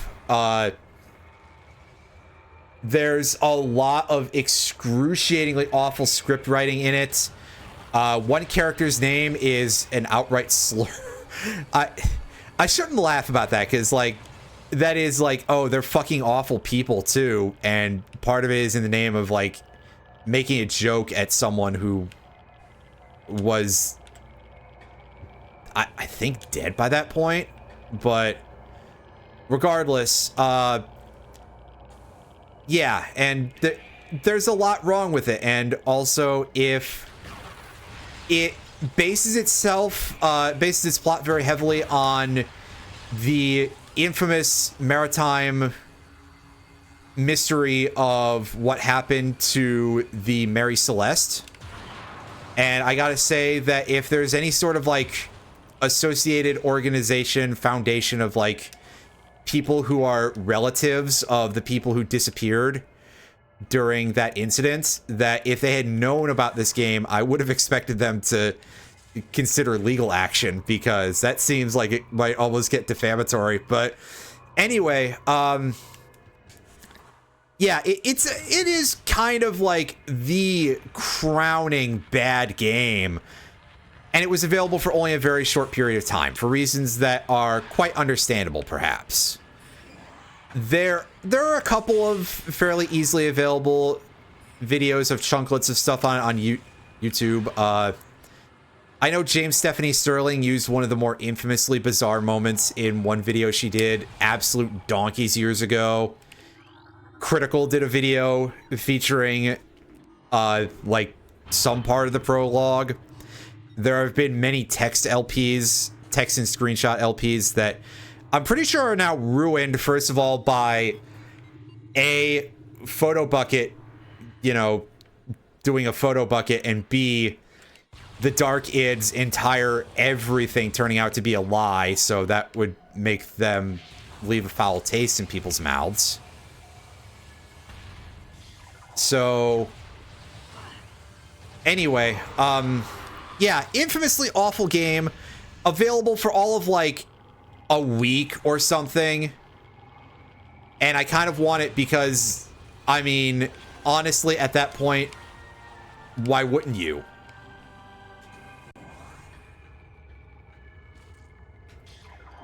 It's awful. Its entire existence is practically a crime.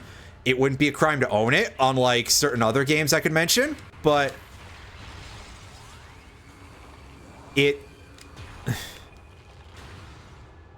it's a curiosity, you know? Of the sort that I would love to have in a collection of garbage. Because I find the idea of collecting the worst games ever to be very, very funny. I mean, again, I bought Ride to Hell. If I could find a copy of Daikatana, that would be one that would, you know, just be one for the ages, right? To have that in there? Okay, yeah, so that one's in there. This one's in Biohazard Containment, which... do I have Sonic the Hedgehog Genesis? I do not. I had a chance to get one for like $10, absolute donkeys years ago. But that was before that I had arrived at the idea of like, oh yes, owning a collection of very, very awful games would be funny. So unfortunately, I did not purchase it. Which means that maybe I should go look for a copy at some point, because yes, that GBA port of Sonic the Hedgehog is legendary in how awful it is. I mean, I feel like you've already given me Shaq Fu. And you got that from the store that you worked at the time, and they thought you had a copy already. Like, that, the story attached to that Shaq Fu copy is so funny to me, dude. Like, still.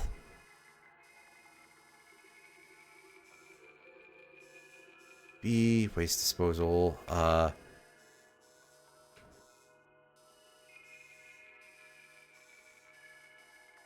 securitization. So, Biohazard Containment is not going to be the flamethrower room, but sitting here trying to hash out, like... Okay, so perhaps it's not here? Is it in Phendrana? It's Talon Overworld. Phendrana Drifts.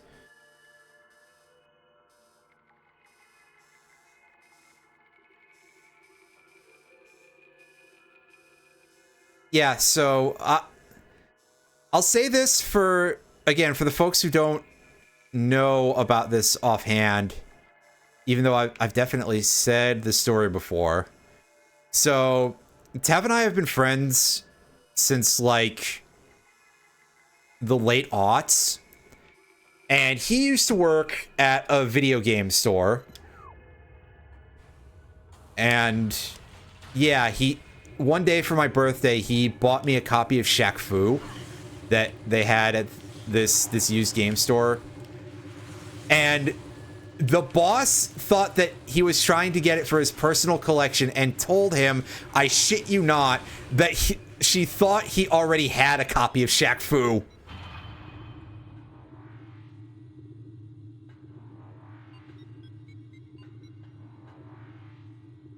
But yeah, no, Shaq Fu is like... So, my understanding is that Shaq Fu is not like a good game, obviously, but that there is actually some fun to be had. And, I mean, compared to a lot of, like, bad fighting games, dude, I've played bad fighting games from the 90s. You know, that at least there's, like, some entertainment value to be had there. And also that the basic idea of, like, hey, here's a fighting game where you play as Shaquille O'Neal is kind of cool, at least. So it does have that going for it. Over, like... Street Fighter the movie? I don't know.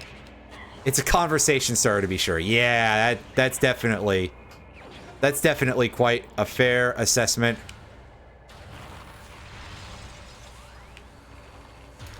So, yes, I believe that where we need to go is actually all the way back in If it's not deeper in this area, which there is a distinct possibility, it's all the way back in...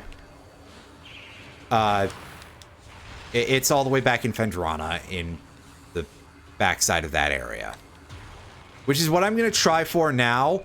I do also have the ability to melt hard ice there, so I can deal with that, finally. And there's a couple items that I can get there for free.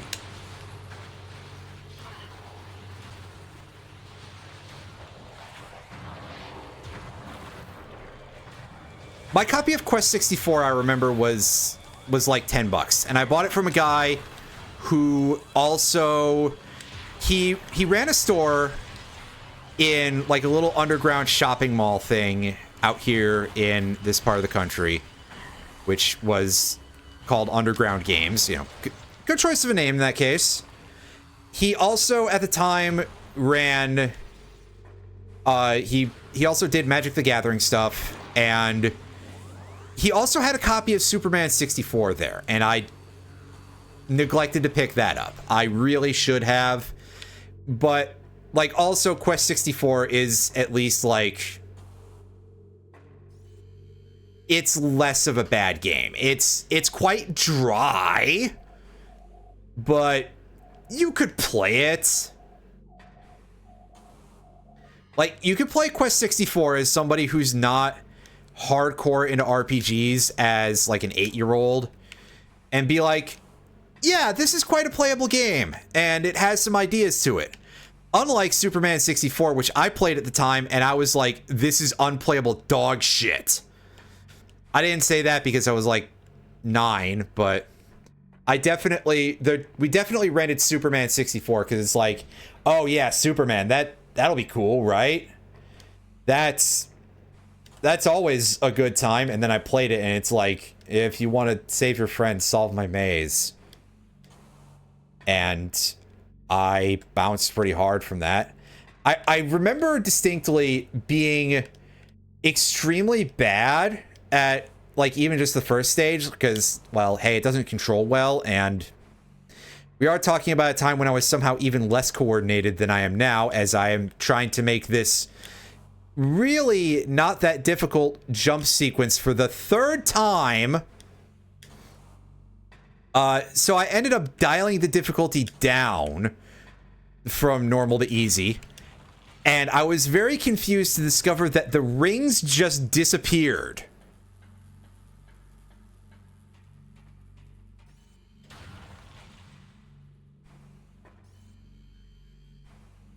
Oh, that sounds quite familiar too. The other thing that I have heard about Superman 64, the other bit of Superman 64 deep lore is that apparently the demo version, or the beta version, sorry, the unfinished version of Superman 64 that Titus was initially submitting was supposedly a much better game.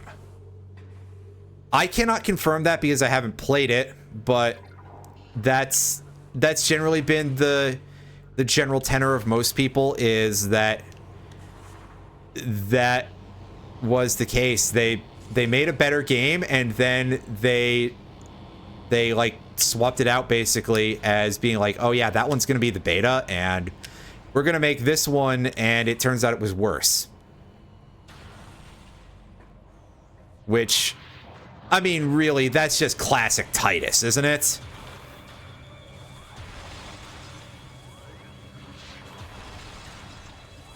Not to be confused with classic Titus, which is, I guess, bitching and moaning about your sports star dad for hours.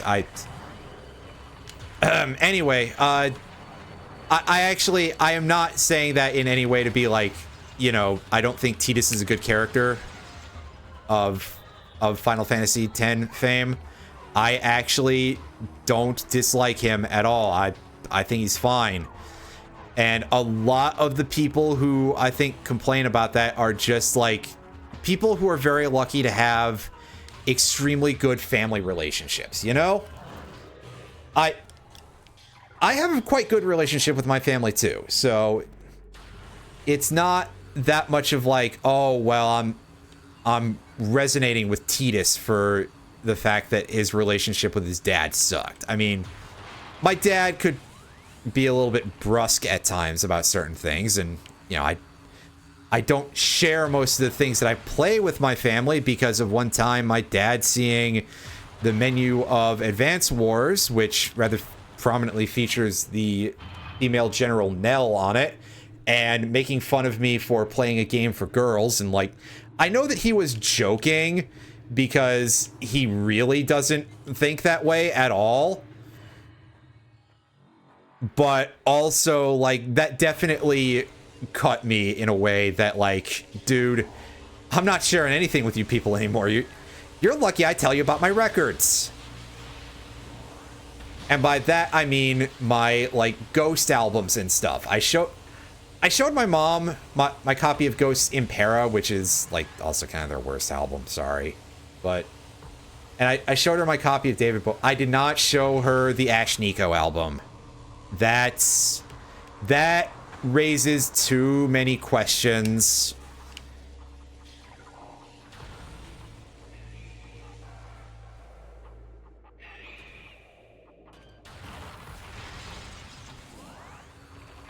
But yeah, no, it is kind of surprising just how many people get so, like, affronted, which is not the word, but, you know, they get very upset about a lot of the lead characters of, especially the Nomura Final Fantasies.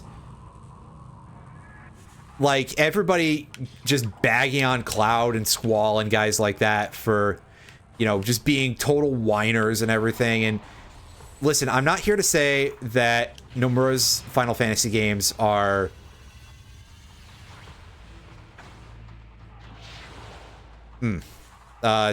I'm not going to say that they're perfect experiences or anything, or that there aren't things to criticize about them. But, like, complaining about that part of things, it's just so, like,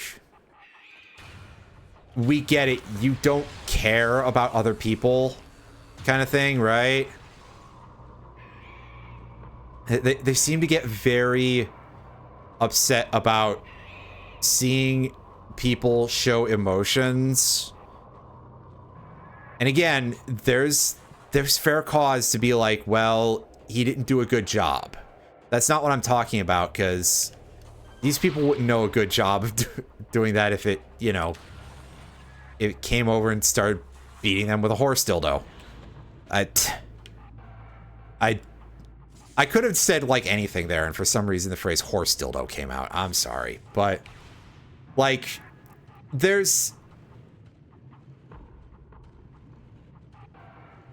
are a lot of other things that, like, you know, first of all, like, a lot of the more depressing angles of things are still covered in most of the other Final Fantasy games. And, like, again, Zidane's whole personality of being, like, the cool, lovable rogue who fondles princesses, it is very much a front that he puts on to kind of look cool.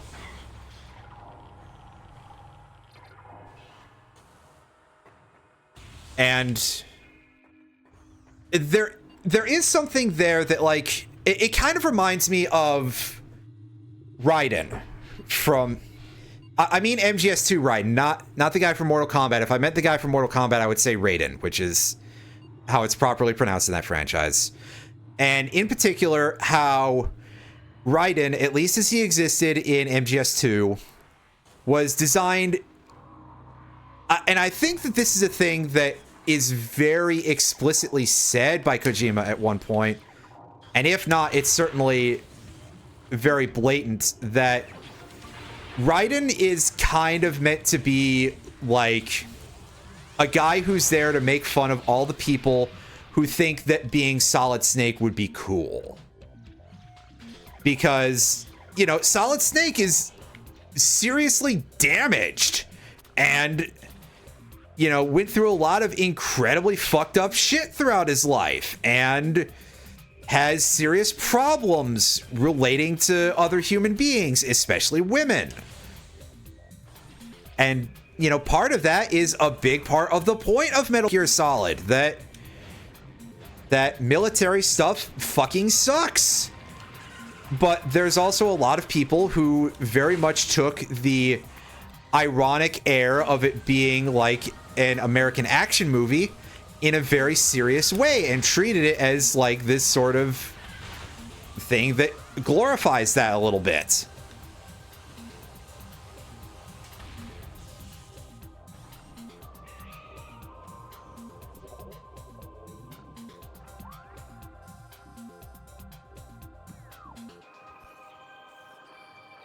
I was gonna say, there's a big meaty rod in here somewhere, isn't there? Anyway, yes, Irene, I've played part of the first Disgaea.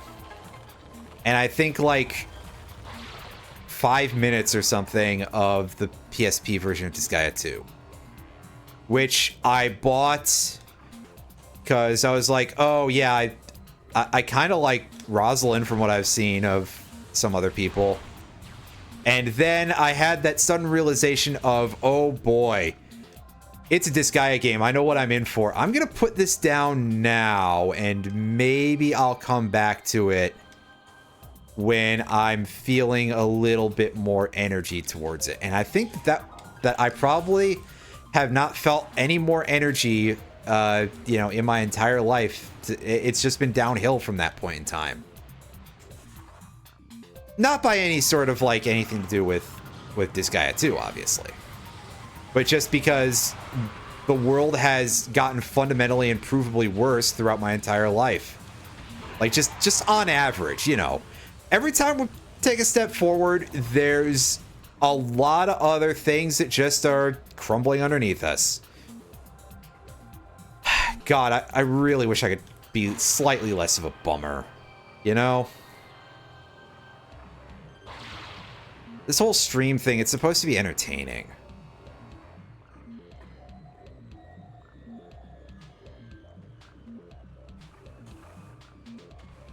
And as much as it's funny to consider me coming unbound slowly but surely, I don't know that anybody really wants to watch that.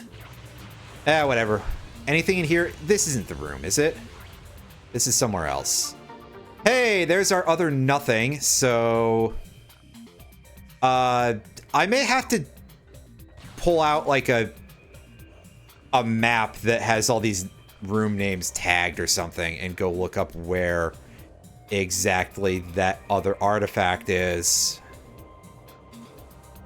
It's gonna be somewhere I'm gonna be like really stupid. Feel really stupid about it. Would you open back up, Gelsap? Come on. Making me wait like an hour for that. I mean, hey, it's a strategy. Don't die, but anyway.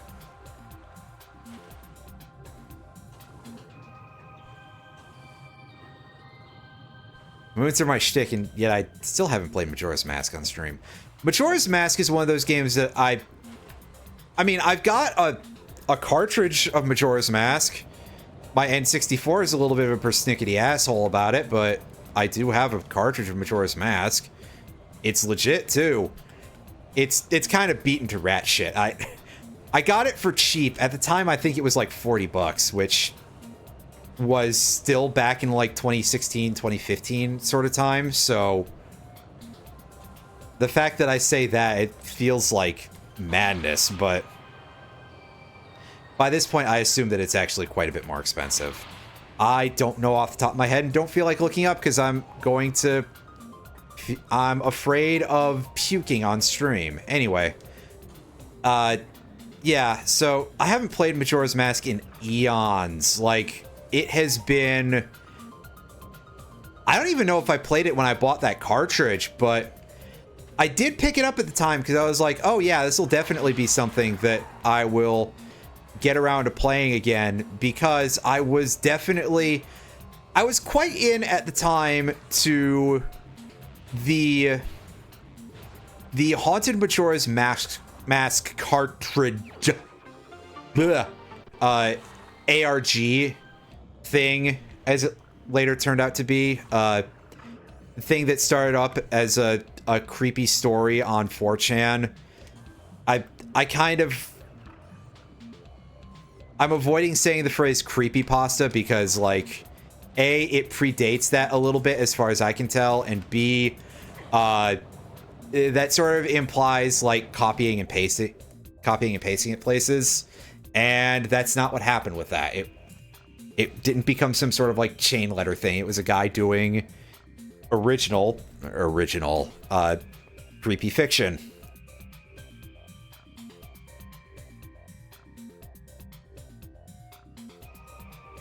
But I was invested enough and curious about, like, things related to that I actually bought an N64 cartridge of it, which is something that I think at least is kind of a neat choice or something. Yeah.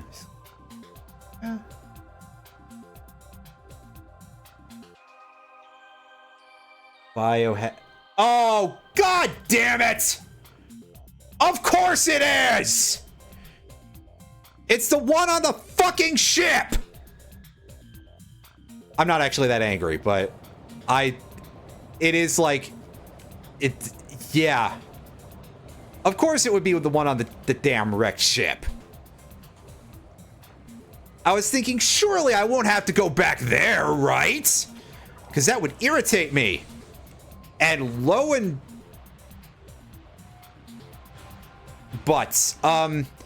sorry, Haunted Majora's Mask cartridge is the slightly more official title given to what is most frequently referred to as Ben Drowned.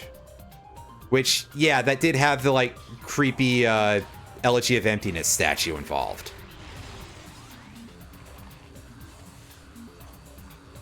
So, yes, funnily enough, one of my friends who is probably, like, heading for the hills after hearing me scream for no good reason. It's like, oh god, I really don't want to be around this cringe loser. Actually, like, god, it might have been 6 months ago now, had listened to, a podcast about it. So I got to tell him some of my story about it, so somehow it's fresh in my mind despite being 6 months ago. Yeah. So I bought a cartridge copy of Majora's Mask around that time, and I don't even think I replayed it then. Majora's Mask is a game that, like, I've always really loved the atmosphere and everything with it. I do like quite a few of these games that have, like, very good creepy atmospheres. Like, Metroid Prime has its moments of that. Prime is a very atmospheric game in my IMO if you are playing it in a way that's not this, or speedrunning it, or anything else of that sort of nature. But anyway, that and, like, Bioshock. Bioshock is another game that I love that has this really neat atmosphere, in my opinion. But I seem to recall Majora's Mask probably being a little bit fiddly and reliant on memorizing a very large pattern of things, and, like,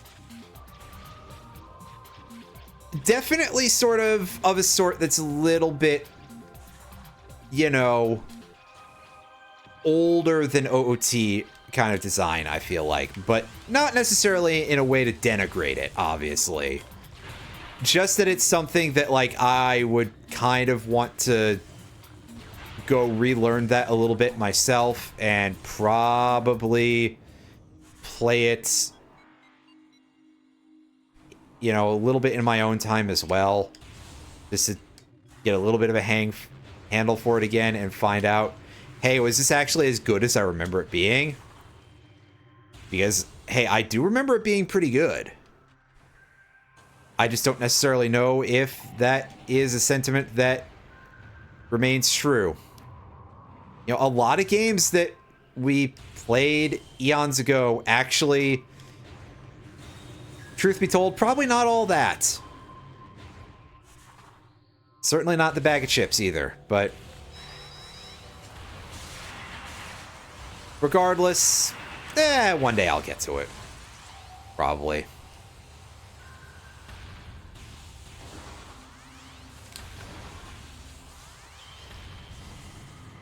Ben Drowned is sort of this very interesting thing because I feel like it very seriously affected people's perception of that game. And maybe one day I will actually remember to make a video about it. I have been... Oh my lord. I have been scripting off and on a Ben Drowned video since 2020.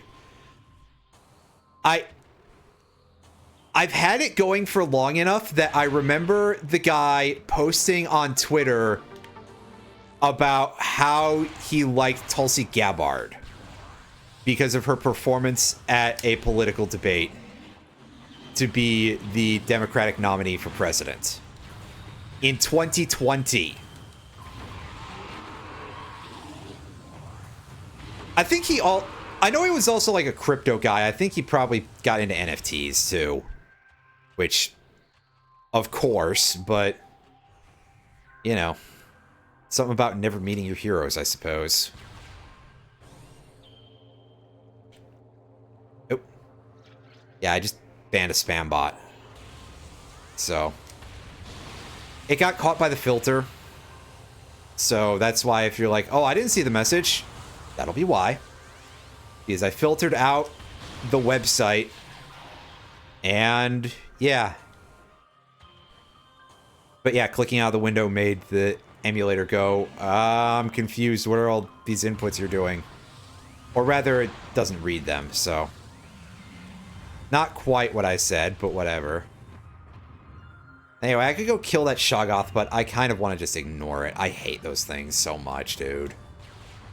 Even with the plasma beam on our side, I think they still are, like, really crappy to fight.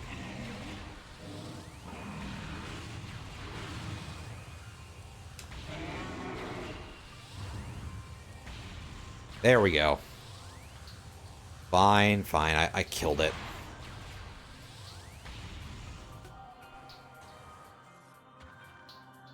That Shoggoth probably had a family. Anyway, somebody will get on my ass for the pronunciation on that too. Whatever. It's a Lovecraft thing. I respect Lovecraft about as much as he respected minorities. So, anyway, let's go back to the entrance of Phendrana here, because that will lead us over to a Talon Overworld elevator, and then I can go pick up the item. I can pick up the artifact from Root Cave, and I can go pick up the artifact in the bottom of the ship. Because of course it was there.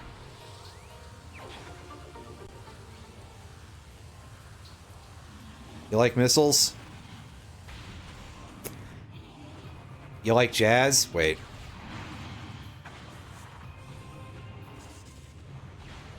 No, I can't make that joke unless I'm in the Chozo Ruins, because that's where all them guys are.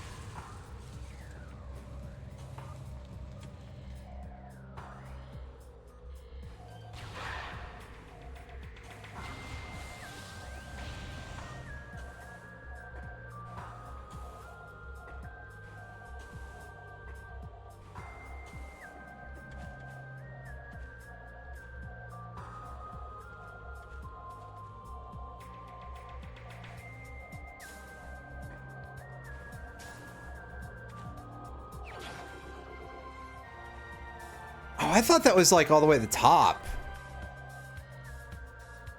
Well, whatever. We're here. We may as well go get this too. That's right. Give me that missile. It's an energy tank. That's better even. Yeah, I got 205 missiles. I'm feeling pretty set on those. But at the same time, I was fully prepared for it to be like something moderately big that I had forgotten about. Obviously not like useful or anything, because I have all of the everything that I need to navigate anywhere, but like maybe for it to be the ice spreader or something, but I already have all the beam combos somehow.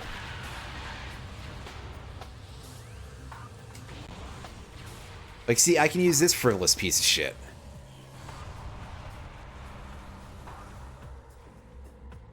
It looks cool, but you'll never have to use that for any reason whatsoever.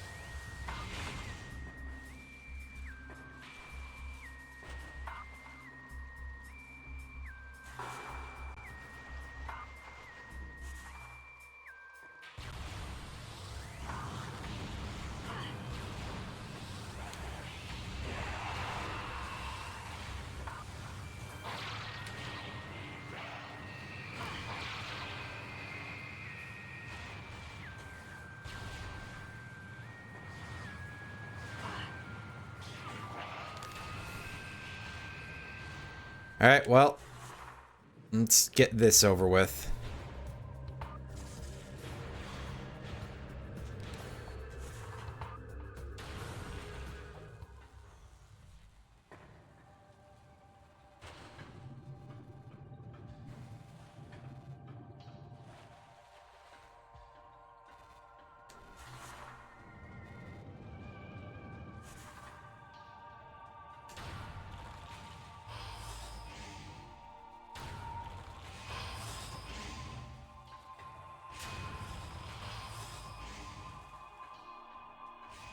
You know what I love is to come back to this area for any reason.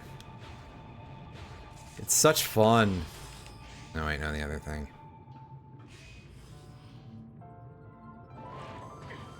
Looks pretty good though, I mean, but it's kind of a foregone conclusion with this game.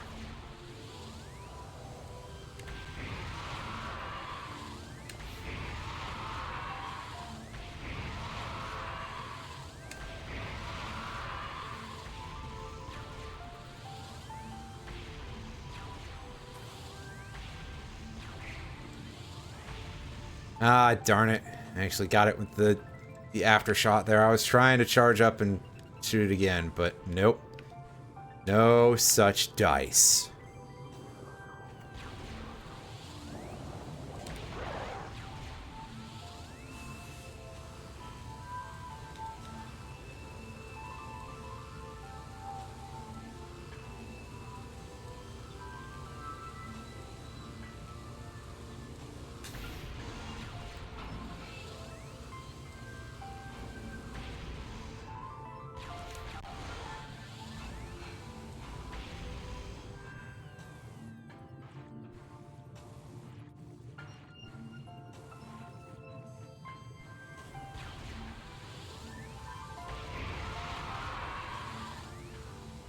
And yeah, the charged plasma beam removes the vines for good.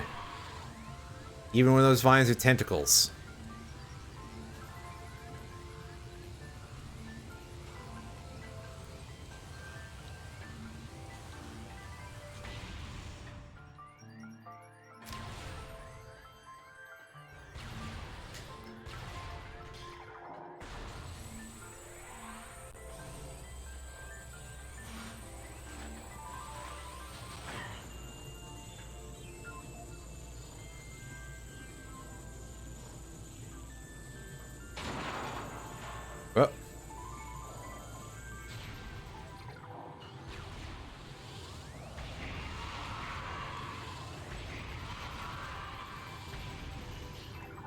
Okay, I wasn't expecting that.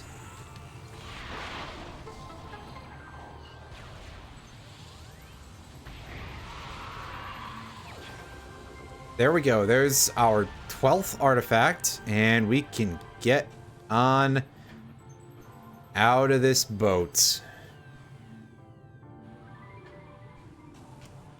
And I can just kind of go, there's not really a lot of great paths for that, are there? I have to either go backwards,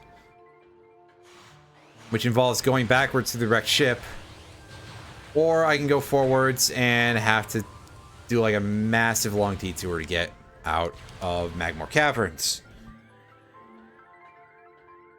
That doesn't make me very happy.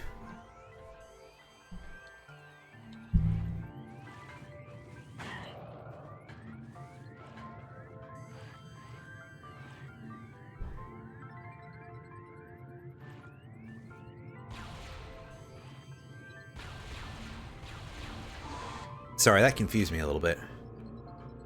Oh god, that water tastes awful.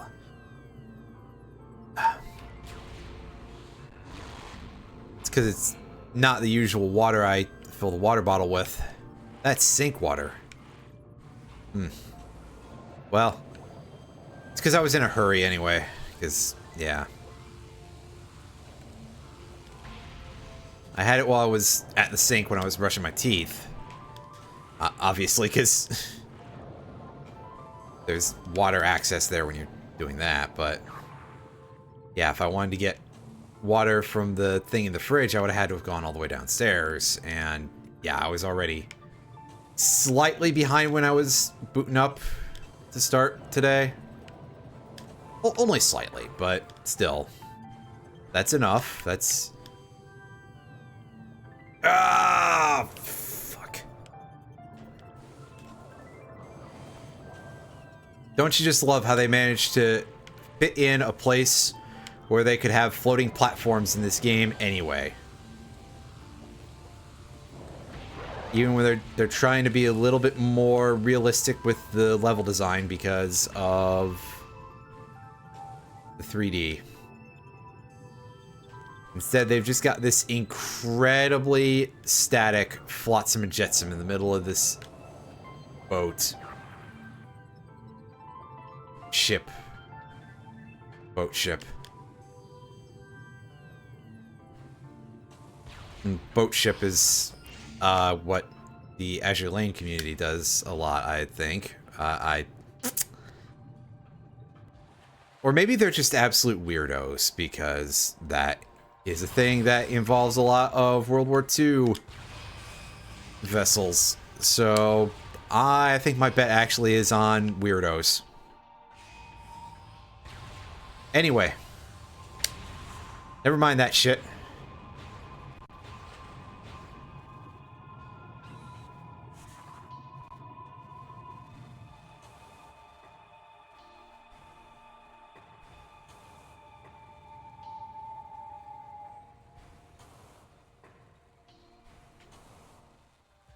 I don't remember how to get out of this room, but at least good thing that they do have all these rock protrusions and you can get out this way. This is the last time I had to do this. Yeesh.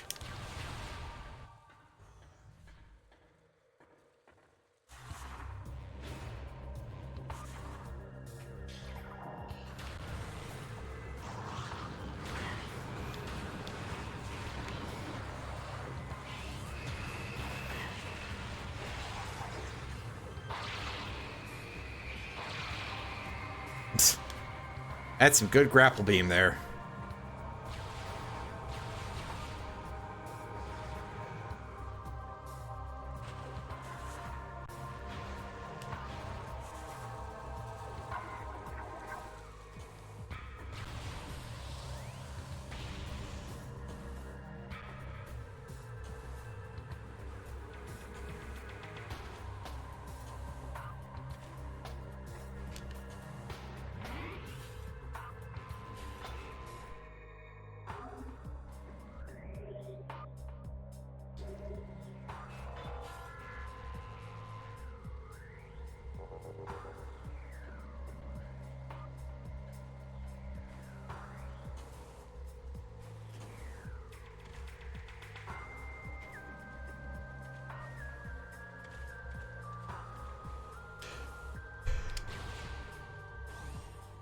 That's that room, sorry.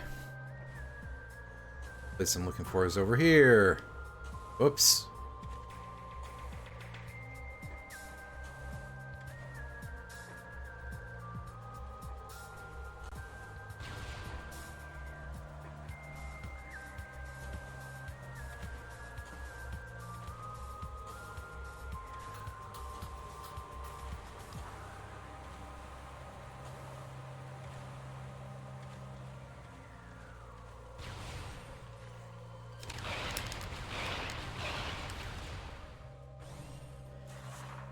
Alright. Pretty soon we'll have, like, actual content, I swear, guys. By actual content, I mean bosses. And probably me fucking up platforming in the impact crater, but...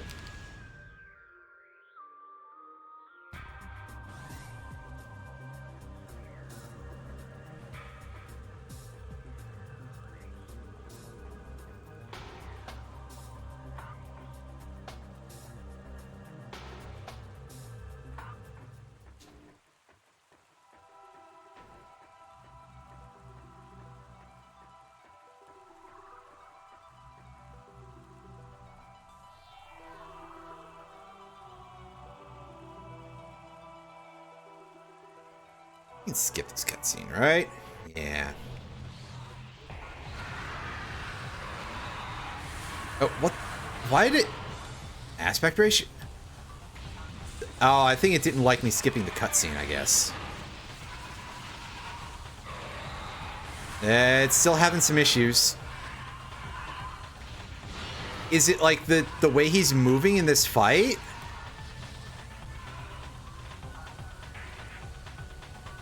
Is it where I'm standing?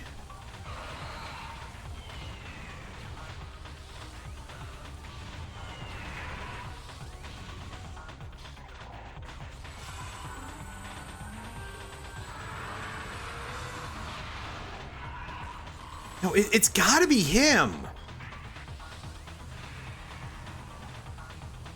He's doing something that's, like, really pissing the camera off. I may have to... like, I thought I had automatic aspect ratio switching, like, off or something, but I don't know what's causing that. I'm sorry. I apologize for your eyeballs.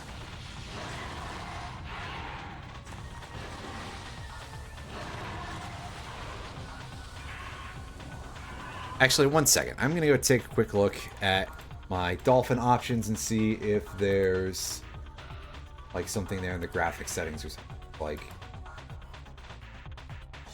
okay, yeah, it's set to aspect ratio auto. That's no, I'm switching to Force 4.3 because yeah, the reason why it's like that, why it's not in a forced aspect ratio, is because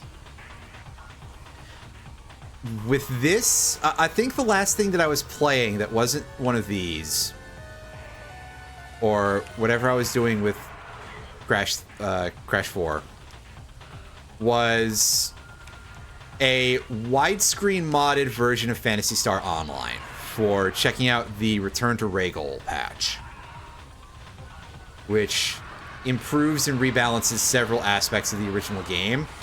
But also, somebody just has a widescreen hack that exists for it, so that was installed on it too. Mostly because I wanted to check it out and see how well it did. Because, you know, why not, right?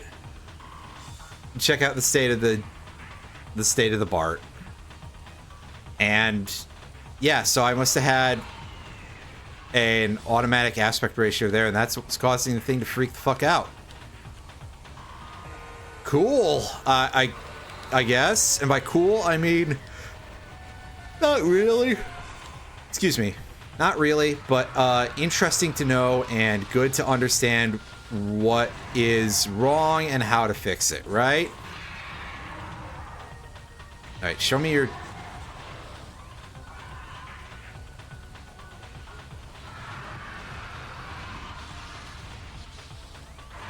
show me your chest, New York Mets, Ridley.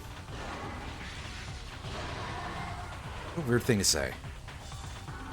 on like multiple levels. Alright, dude, do you feel like landing so that way I can actually fight you the normal way? This definitely feels like one of the harder Ridley battles that I can think of offhand. Not counting the one in Metroid 1 NES, because, like, you know,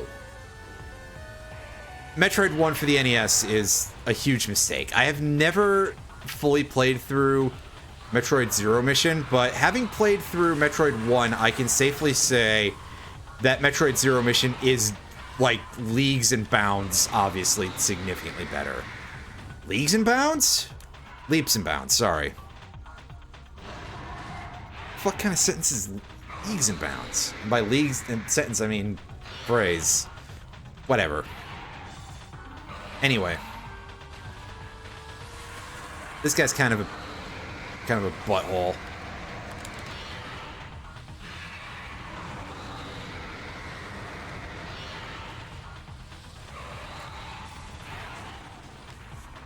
Because he does this, and he...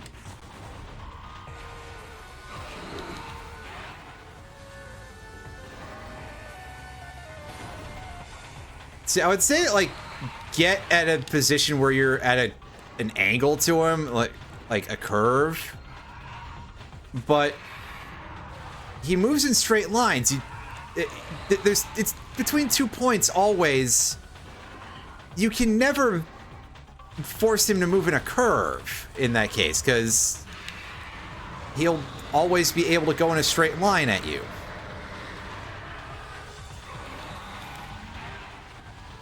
Is it a distance thing?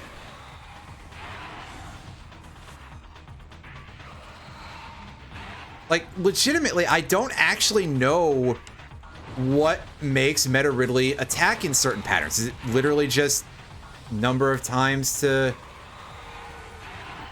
do the pattern?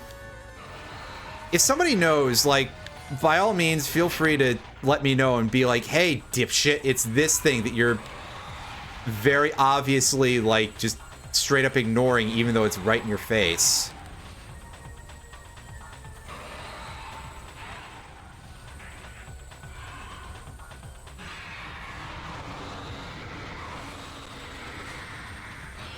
Oh wow, is I that close to doing actual damage to him? Otherwise, yeah, this is yet another instance of, hey, here's a boss that's just, like, doing absolute time waster shit here.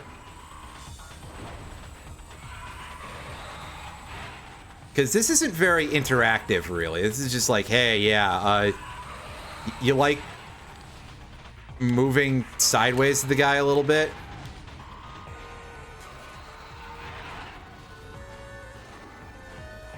And the answer is I don't like grinding into him for that long.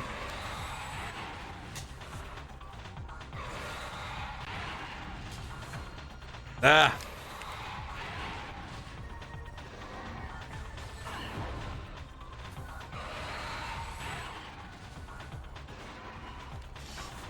Fuck. I hate this fight a lot. Yeah, see, there he did. He did the roar.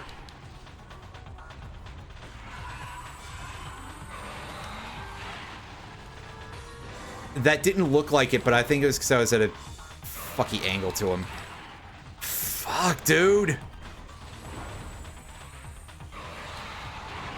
Okay, so that time I actually managed to hit him in the mouth. That,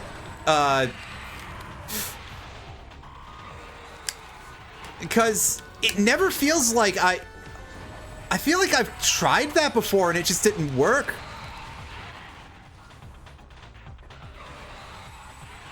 I guess I'll try to just do it better.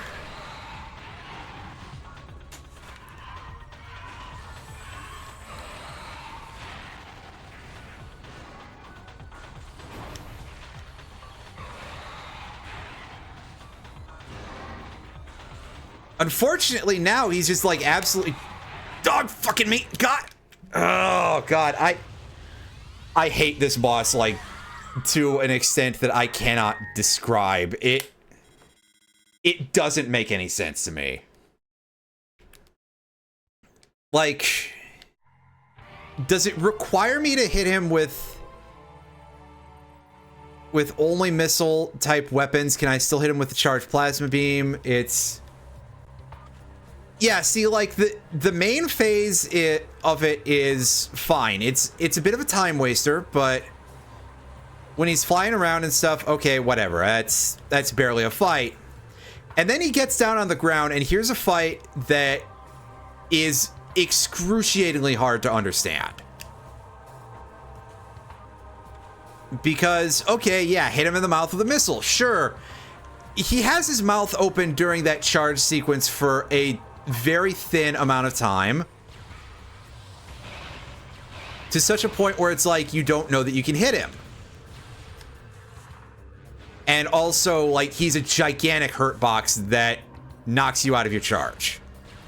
Which is a bit of a problem when it feels like you've got to do super missiles and charge plasmas.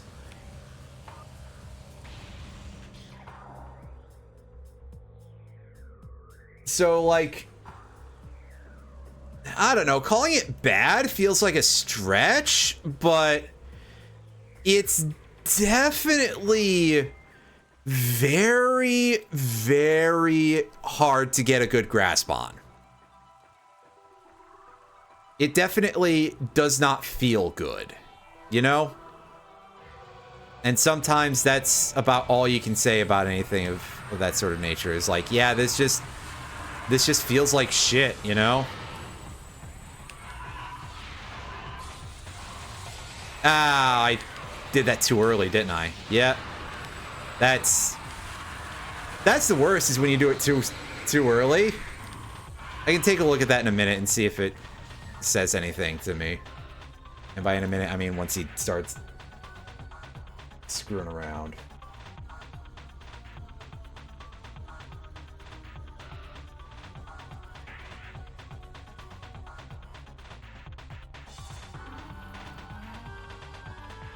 Charged wave beam?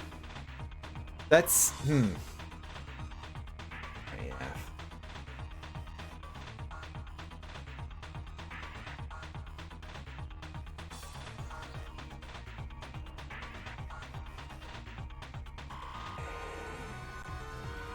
Like, why charged wave beam? That's actually not like good damage. Where? I don't know where he is. He popped in somewhere weird to do a bombing run.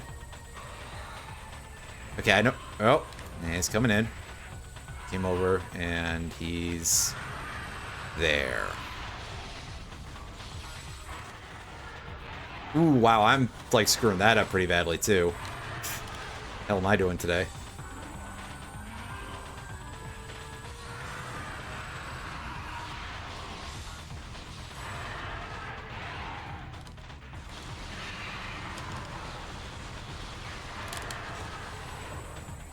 I'm just not backing up on that very well, because, yeah, many reasons.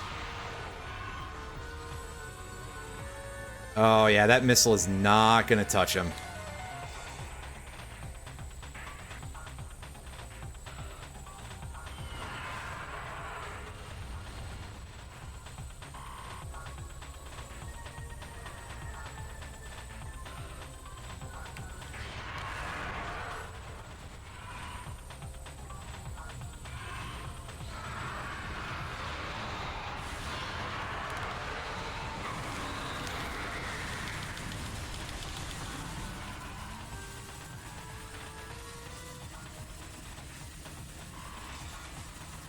Ground to phase beam is very easy if you have the Wavebuster.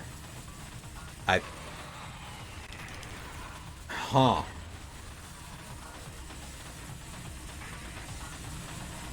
Alright, so, you know what? I am going to try the charged wave beam shots thing on this guy, even though I don't think that the DPS is going to be any good. But I'll try out the Wavebuster strats for this. I didn't even think of that being a thing, really.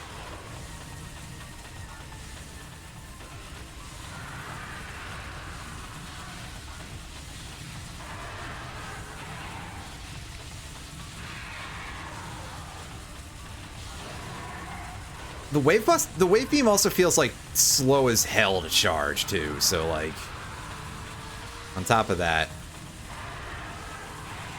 that's another reason why this doesn't feel like the great strategy, but whatever.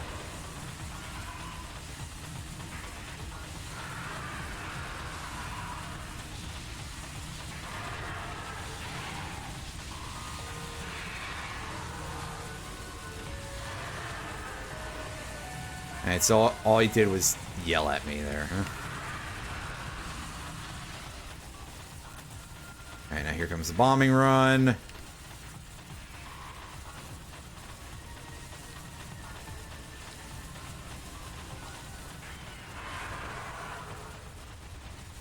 course, it's strafe into the laser.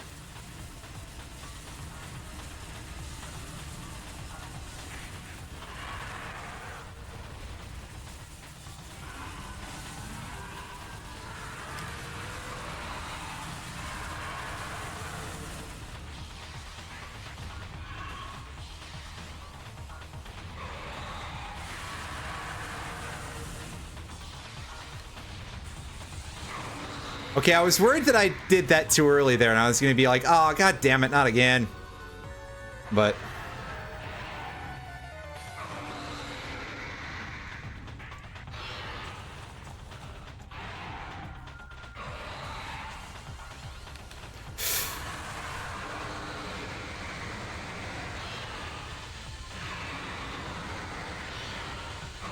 You're joking, right?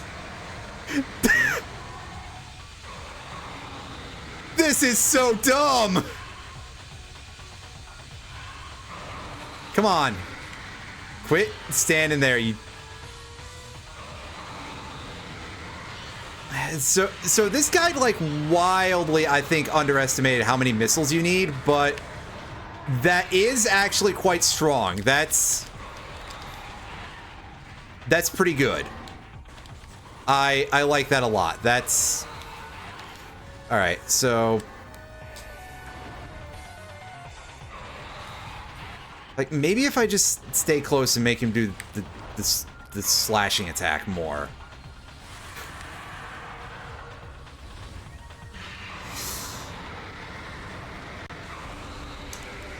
Ow! Bottom two fingers on my right hand feel like I've been squeezing the controller a lot, because, gee, I wonder why. Well,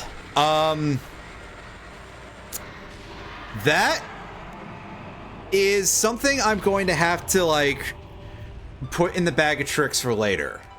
For next time I do this again. Is just like, okay.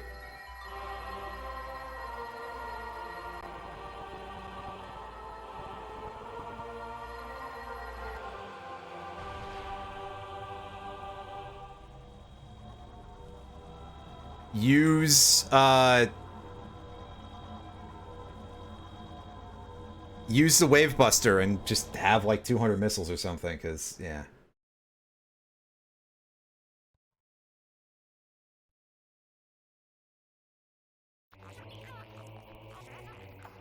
Oh. Did I have a skip impact crater setting for this? I guess I did. Well, we beat it. Damn, I'm so out of practice. Fun times.